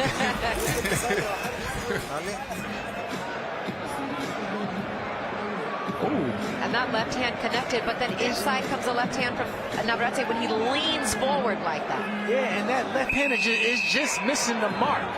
It's just missing the mark. Let's go, seconds out. Well, look at him.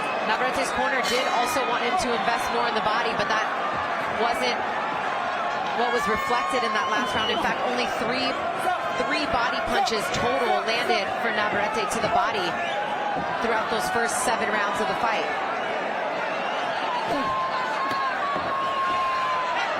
That's one way to slow down the legs of Valdez. Yeah, you got and take away some of that power. They steam up those punches, go to the body. There's a body shot for Valdez with the right hand. Left hand connects for Valdez.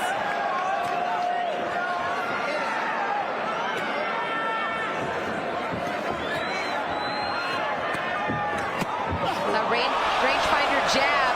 He gets lazy with it, and back comes Valdez with the right hand. He snuck in a good body shot, but he sure did. Got lazy with in terms of defense. Didn't bring his hands back in time, or got out the way in time. And Valdez just timed it really well.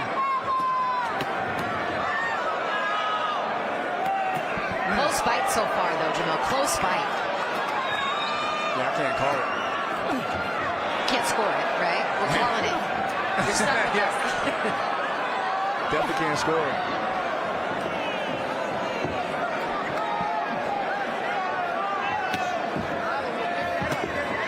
Jab right hand from Navarrete. Chopping right hand misses for Valdez. And the only time that Valdez really at times when he gets hit is because he overcommits, and he'll lunge too far in there, and he'll get caught in the web of Navarrete, and that's when he starts coming underneath with those short uppercuts. Caught in the web of Navarrete. That's a great analogy, because it really is like he's got 8 arms, like a spider does.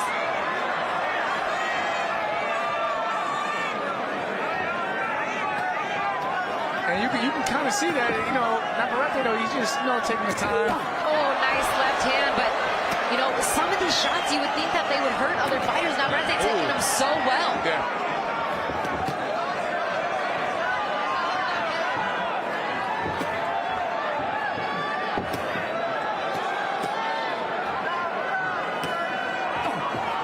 Staying with that jab just enough is Navarrete to keep Oscar Valdez thinking.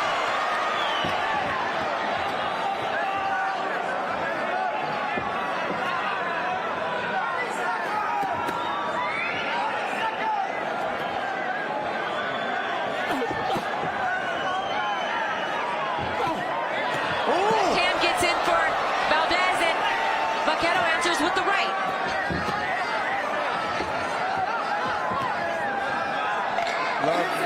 Gotta love the heart face is showing it, but he's definitely still in this fight.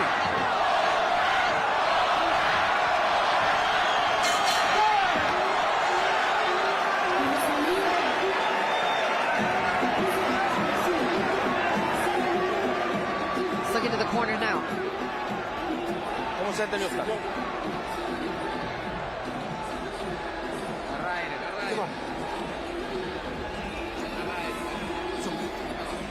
Agarra airecito, hijo.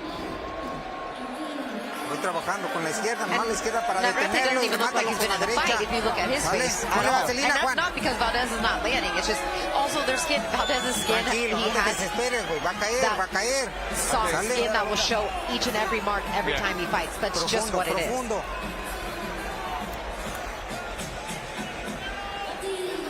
Estoy tranquilo. ¿Vale? Camino, trabajo la izquierda. Y 2 o 3 golpes.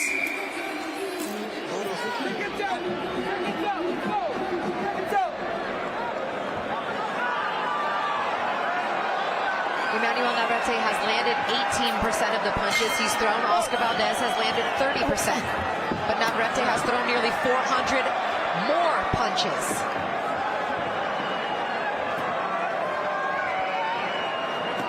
Has Valdez been busy enough?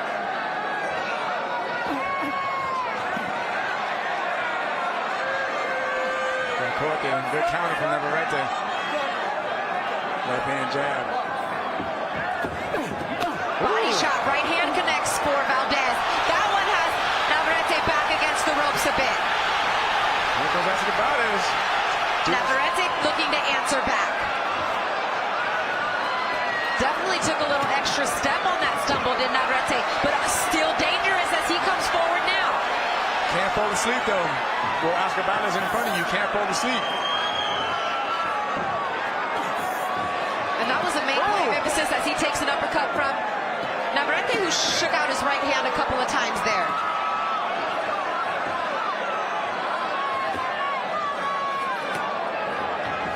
He's kind of grabbing it too. Yeah, maybe something with the right hand as a body shot lands with the left for Valdez.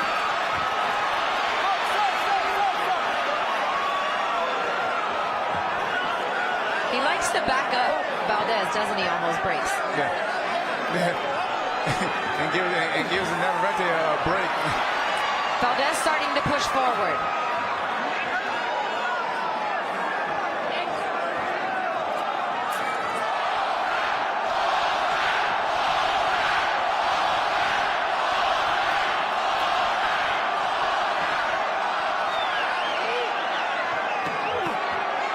Valdez pushing forward. Navarrete using that left hand jab. Body shot to the left side for Valdez. Down to the body goes Vaquero Navarrete.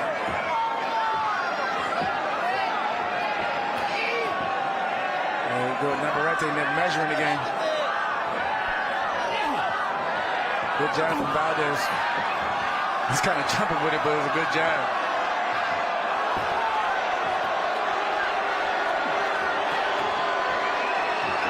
The crowd wanting more action. That right hand scores right there for Navarrete. He's letting him back, and Oscar Valdez is letting him back in it, but at his own game. That's where Valdez should be the one scoring, scoring shots there when the pace is slowed down and he's boxing, moving in a circle, but he just allowed Navarrete to beat him at his own game.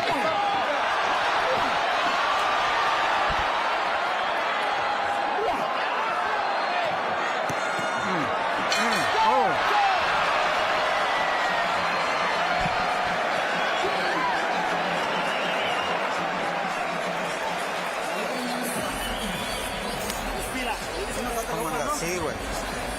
Güey, él ya nomás está esperando que tú aprietes. Sí, yo lo sé, compa. Esto queríamos por mucho tiempo, compa. Y ahorita no se me va a echar para atrás, cabrón. Échale huevo. Yo sé que usted puede, cabrón. A huevo. Esta no se va a volver a dar, compa. ¿Cómo voy? Pues ya le dejaste 3 rounds, güey. Pero ¿cómo voy, compadre? Pregunté nomás algo, güey. Va pareja. Ahí tienes que apretar. There's a chopping right hand from Valdez. And there's where they stepped the foot, and that's where the extra step back was from that shot. Good job by the guys in the truck pointing out what that stumble was from.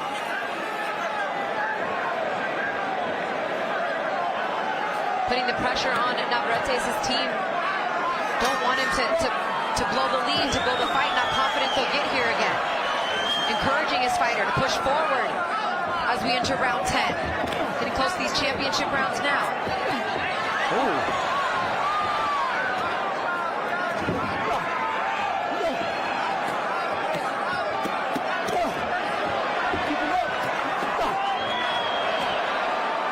Valdez looks to land that left hand. To the body with the left hand goes Vaquero. Yeah. He started slowing down to the body, Navarrete, that is. Well, he never really established a body attack, right? That's kind of a part of the problem. Now he's starting to go down here at times. He needs to, because Oscar Valdez still got some pop on both punches, especially that left hook.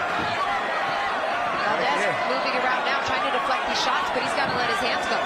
He's got to try to take this from the champ. And Navarrete doing the right thing. You can't let Oscar Valdez get set. Every time he gets set, he starts running on those big shots.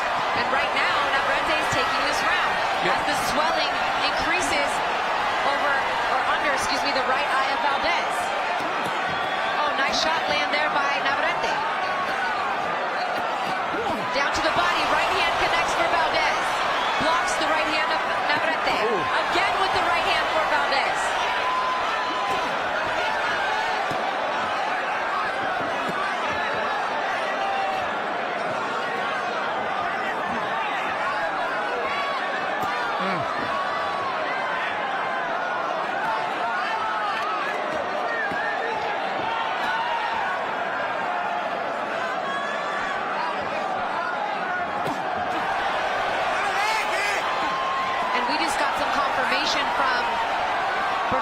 Working in the right corner, but that right hand is causing him trouble. The right knuckles are causing Navarrete trouble. He did complain to the corner. You gotta fight though, you gotta fight. That's what champions do, you fight through it. You gotta dig deep, this one you gotta dig deep. But that's what Navarrete said that he wanted to feel. He said, I need to feel that I'm on the brink. I need to feel that pain. I've never been there in my career, and I feel like Valdez might be the one to bring it out of me as he lands a big right hand. You gotta watch what you ask for then.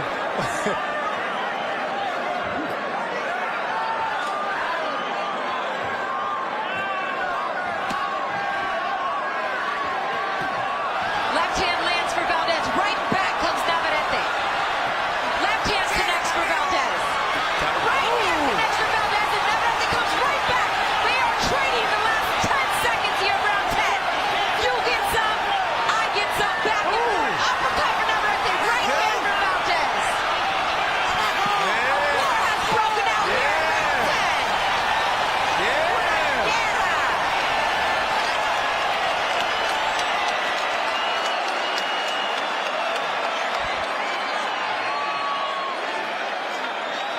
10. Pásame el agua. ¿Cómo te sientes? That eye, Jamel, is almost swollen shut for Valdez. He's still in it though. He's still in it to win it. You've dealt with some adversity, some cuts in your career. Yes. Obviously, Oscar Valdez has done the same. You got to put it behind. You got the championship rounds left here as we take a look at some of the exchanges in round 10 that heated up with the quickness. Both fighters landing solid shots in those exchanges. It surely was back and forth.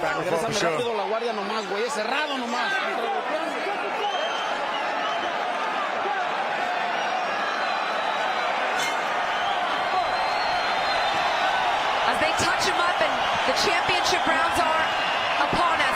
And firing out the gate comes Oscar Valdez. That's some pep in his step. He's up now.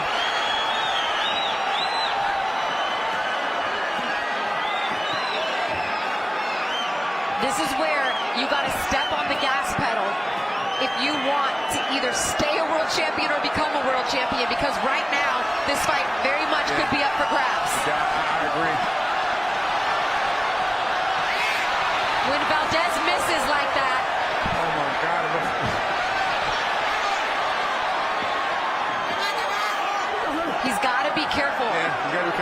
open himself up. Navarrete is looking to take advantage of those Valdez misses. Yeah, and it's the ones you don't see that hurt you the most. So he has to watch out how he's opening up, especially with that eye being nearly closed shut.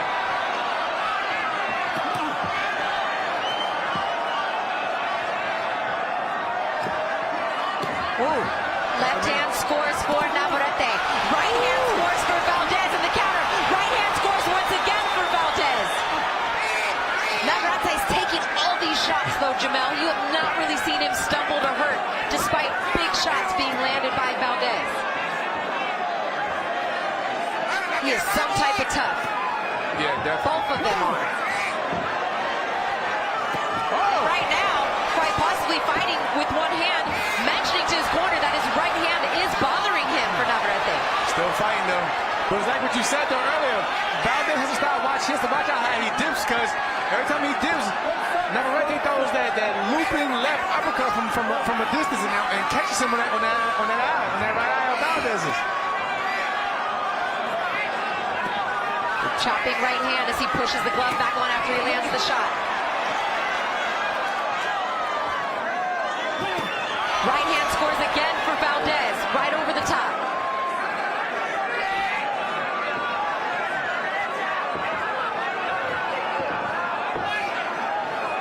Navarrete looking to set something up here. You gotta watch out, because he coming out with his hand down, and as soon as he thinks he has Oscar Valdez hurt, Oscar lets go with that left hook. So he has to watch out when he's just walking in, because Oscar's timing it. Valdez just missing with that right hand to the body. There he swings the left hook, that misses.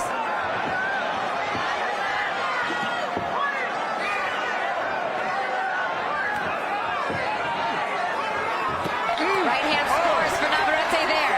10 seconds left in the round. Navarrete another uppercut scores. Valdez taking some damage there at the end of the round. One round left and an eye that's almost completely swollen shut.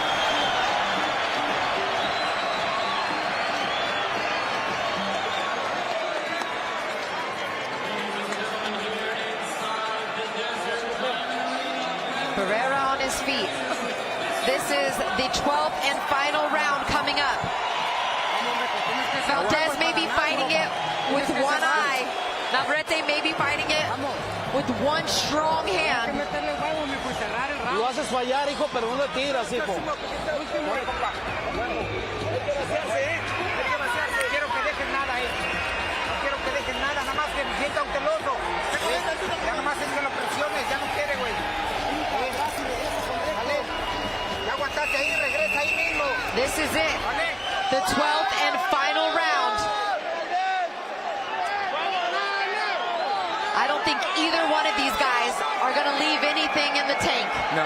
They are going to let it all out here in the 12th and final round as the crowd comes to their feet. Here we go. Down to the body with the left hand for Navarrete.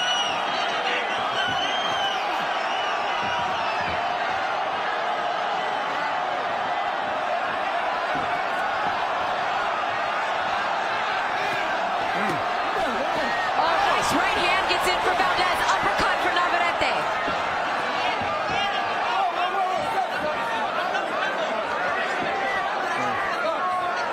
Valdez is tough, man. He's a tough dude. I mean, he's probably thinking, what do I have to hit Navarrete with?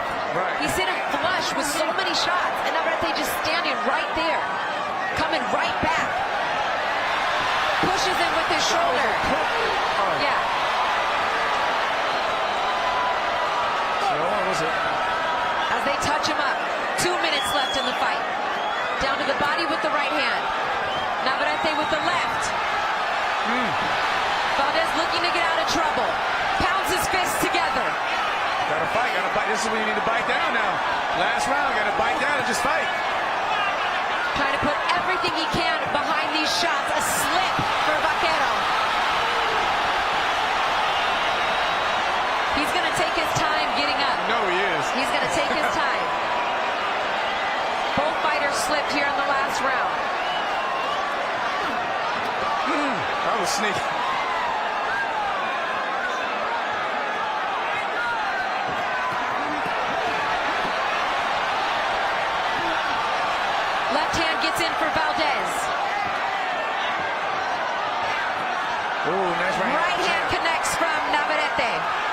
who has for just a minute turned his back.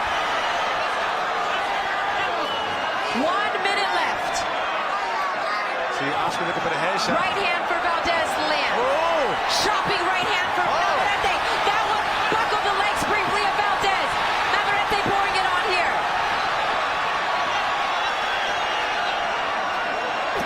Valdez puts everything behind that shot to the body. Here comes the champion. Oh! Nice two-punch combination. Left hook to the body, right hand over top for Navarrete. Navarrete in great condition for this fight, continuing to come forward. Taking these shots so well. Clear shot lands on the chin of the challenger, Valdez. Big left hand lands for Valdez. Valdez's eye is completely swollen. 10 seconds left. Crowd on their feet. Back and forth they go. Big shot lands there from Vaquero. And it is over. This one goes to the scorecards. I'm giving a standing ovation. I'll stand up with you, partner. Everybody As standing up. everybody else is here. Especially the second half of this fight, man. These two turned it on.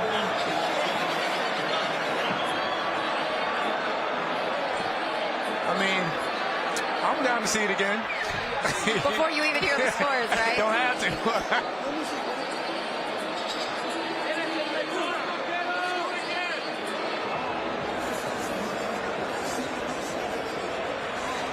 Look at that eye for Oscar Valdez.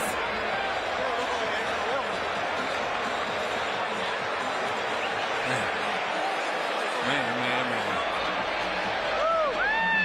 They definitely left it all on the line. Neither fighter scoring a knockdown. Over 1,000 punches thrown by Emanuel Navarrete. 1,038 to be exact, and blood just pouring out of the eye from that cut in the corner of Oscar Valdez as the judges tally up their scorecards now.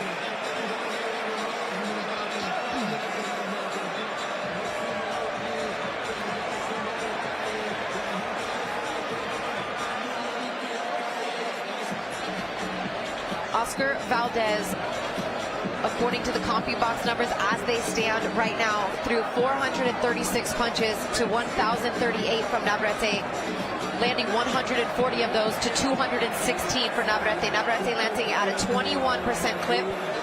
Oscar Valdez landing at 32%. 32% of his punches landed.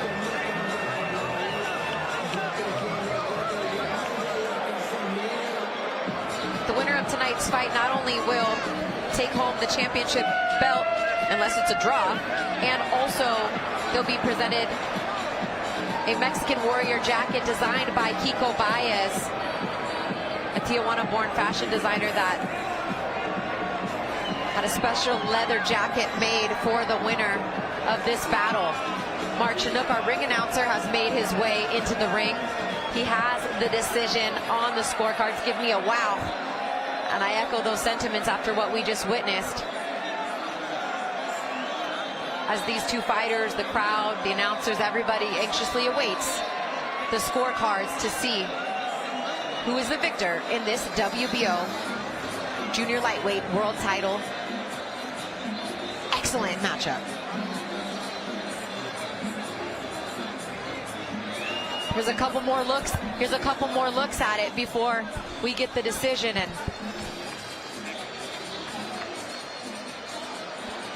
Navarrete just shooting those shots from any and everywhere, and then every now and again, in between those shots, it'd be a big Valdez shot that would land. And then it will wake up the monster and Navarrete, and then he'll come back with 4, 5, 6 punches, and at least 2 or 3 of them will get in there. So it was one of those type of fights, like, ooh, like you just don't know. It seemed like Valdez had the more cleaner shots. Bigger power shots, and then the attrition, the amount of punches and combinations, which we knew, which we expected from the champion, in Emanuel Navarrete. Over 1,000 punches thrown. In fact, in round 10 and round 12, Navarrete threw over 100 punches. And let's be honest, I'm pretty sure the face of Valdez influences the judges at times as well.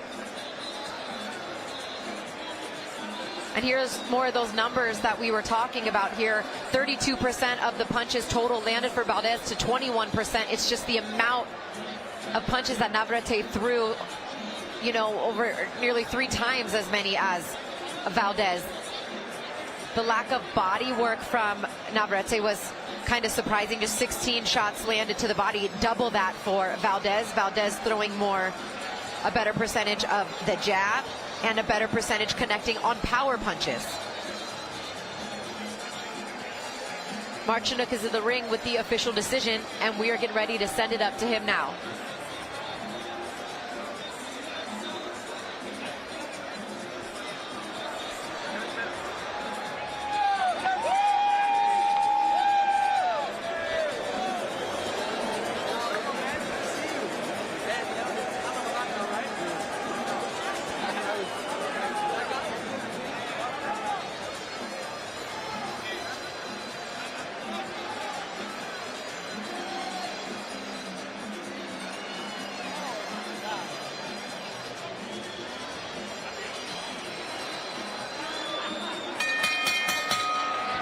Ladies and gentlemen, here inside Desert Diamond Arena, after 12 rounds, we go to the judges' scorecards for the official decision. Zachary Young scores the bout 116-112. Chris Wilson scores it 118-110. And Lisa Giampa scores it 119-109. All in favor of your winner by unanimous decision. And still, WBO Junior Lightweight Champion of the World, Emanuel Navarrete! And still, your winner tonight by unanimous decision, Emanuel Navarrete. He is now successful in his first world title defense at 130 pounds. And Oscar Valdez suffers his second career loss at the hands now of Navarrete.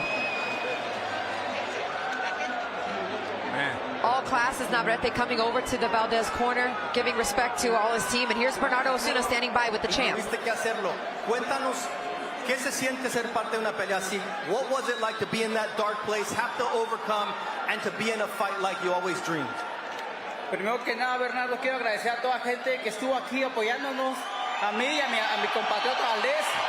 Les agradezco mucho de todo corazón. Y pues también felicitarlos porque vivieron esta gran nueva guerra del deporte boxístico entre mexicanos. Y pues me siento bien contento de haber sido parte de esta cartelera primeramente y de esta gran historia de boxeo mexicano. Estoy muy contento y pues agradezco mucho a Oscar por el tremendo peleón que brindamos. I want to thank everyone who was here, everyone who was watching, because you were able to witness the next chapter in the great Mexican rivalries. And I want to thank Oscar Valdez as well, because he came out here and gave all his heart, and we performed everything that we promised we would. Lo hiciste frente a Eric Morales y Marco Antonio Barrera, pero tuviste que superar una lesión. Cuéntanos qué pasó con la mano. You did it in front of 2 men who are the greatest of rivals in Mexican history, and you had to overcome a right hand. Talk to me about the injury. Primeramente agradezco mucho aquí a estos señorones, Barrera y Terrible, un aplauso por haber acompañado aquí a la cartelera. Y pues también lo de la mano fue un detallito, pues una pequeña inflamación, pero nada grave. Lo malo es que estar golpeando pues es difícil, ¿no? Agradezco mucho, y también pues esto que me están poniendo, qué detallazo, de verdad. Muchas gracias a Top Brand por el emblemático detalle, y a esta empresa Valdez, ¿no?, de Tijuana, que mucha honra, pues me siento gran parte de Tijuana también ya ahora, como que ya me adoptaron por allá, pero muchas gracias a todos. Y nuevamente agradezco también a toda la gente. Gracias. It's a privilege to have these legends who inspired Oscar and myself to give this type of fight. And yes, the hand. I did injure my hand. It was a minor detail. I had to overcome it in a fight of this magnitude. And ultimately, I just want to thank them. I want to thank this custom-made jacket that is being given to me as the winner of this fight. Una pelea así Ellos tuvieron 3. Va a haber más, a fight like this. These two fine gentlemen, Barrera, Morales, did it 3 times. Will we see this fight again, Emanuel? Yo creo que la gente es el mejor testigo de todo eso, ¿no? Ellos vieron la pelea. Yo por mi parte pues estuve aquí disputándola con Valdez. Yo me siento muy bien, gracias a Dios que gané. Valdez le agradezco mucho nuevamente pues la oposición que mantuvo toda la pelea. Es un guerrero mexicano como siempre lo hemos remarcado. Y pues ya la gente y pues todos los televidentes, toda la gente boxística va a andar ahí apretando por si quiere la revancha. Y si no, pues no pasa nada, seguimos con nuestro camino. Muchas gracias. I'm going to leave it in the hand of the fans because ultimately they are the best judges, and if they want to see this fight again, I know they're going to get online and push for it. Now we have Oscar Valdez coming in here to congratulate. Eres un campeón. Hecho derecho, campeón. Felicidades. You are a true champion, a true man, and you are as well. Oscar, you cannot see out of your right eye right now. You're getting the hat from the Vaquero. And he's giving this hat to you. What did tonight mean for your career, to put on the type of performance that the men behind you inspired you to do? He's just a warrior. You know, I tried my best. We give it our best. That's all I can say. Eres un guerrero. Dimos lo mejor de nosotros. Felicidades. Eres un gran campeón. You're a warrior. My congratulations. You are a true champion. We always get the hyperbole of what a fight is supposed to be. You two delivered. What did it take to stay on your feet and to fight through what you had to fight through tonight? Not give up. I mean, I'm sorry to disappoint everybody who came here to support me. I feel terrible. Quise darles una buena pelea, quise ganar la pelea. Lo siento a todas las personas que vinieron a apoyarme. Espero les haya gustado la pelea. Espero en un futuro regresar fuerte. He says that to everybody who came out, I hope that you are not disappointed and you enjoyed the fight, and I hope to do it again. Tess, we'll send it back to you after living a historic war. Wow, I mean, all class from both guys. We didn't expect anything less after talking to them this week, and obviously with the amount of punches that Emanuel Navarrete threw, the way, you know, even though sometimes the pace seemed to slow down a little bit to what we felt like was in Valdez's favor. I mean, much of the judges and you know, almost every round in one of the scorecards to Emanuel Navarrete. I mean, yeah, the right man won, but I agree. I don't agree with the 118, 110, and the 119, 109 cards. But again, I'm not mad. The right man won. It's just that I thought it was a tighter fight than that, especially going from the mid to the late rounds. I thought it would come down to literally the last 2 rounds. But hey, like, again, the right man won. I'm not mad. And hats off to Oscar Valdez, man. The dude's a true warrior, and they can't take nothing from him. Yeah, it's hard when you see wide-range scorecards like that in what still was a very entertaining and competitive fight. But Emanuel Navarrete able to edge it out. When you look at their 2 faces, I mean, my God, you'll know which one of those guys likely came out on the losing end of this one. But the fans are winners tonight. Kudos to both men for laying it all out on the line. And if they want to see it again, then I'm sure both of these guys would do it again. If not, probably a unification fight is what Navarrete will look to accomplish going forward. For everybody in the truck, we appreciate your help. My producer and director, Marty Corwin, my broadcast partner, Jamal Herring, appreciate you. Appreciate you. I'm Christina Poncher. Thank you for watching. We'll see you next time.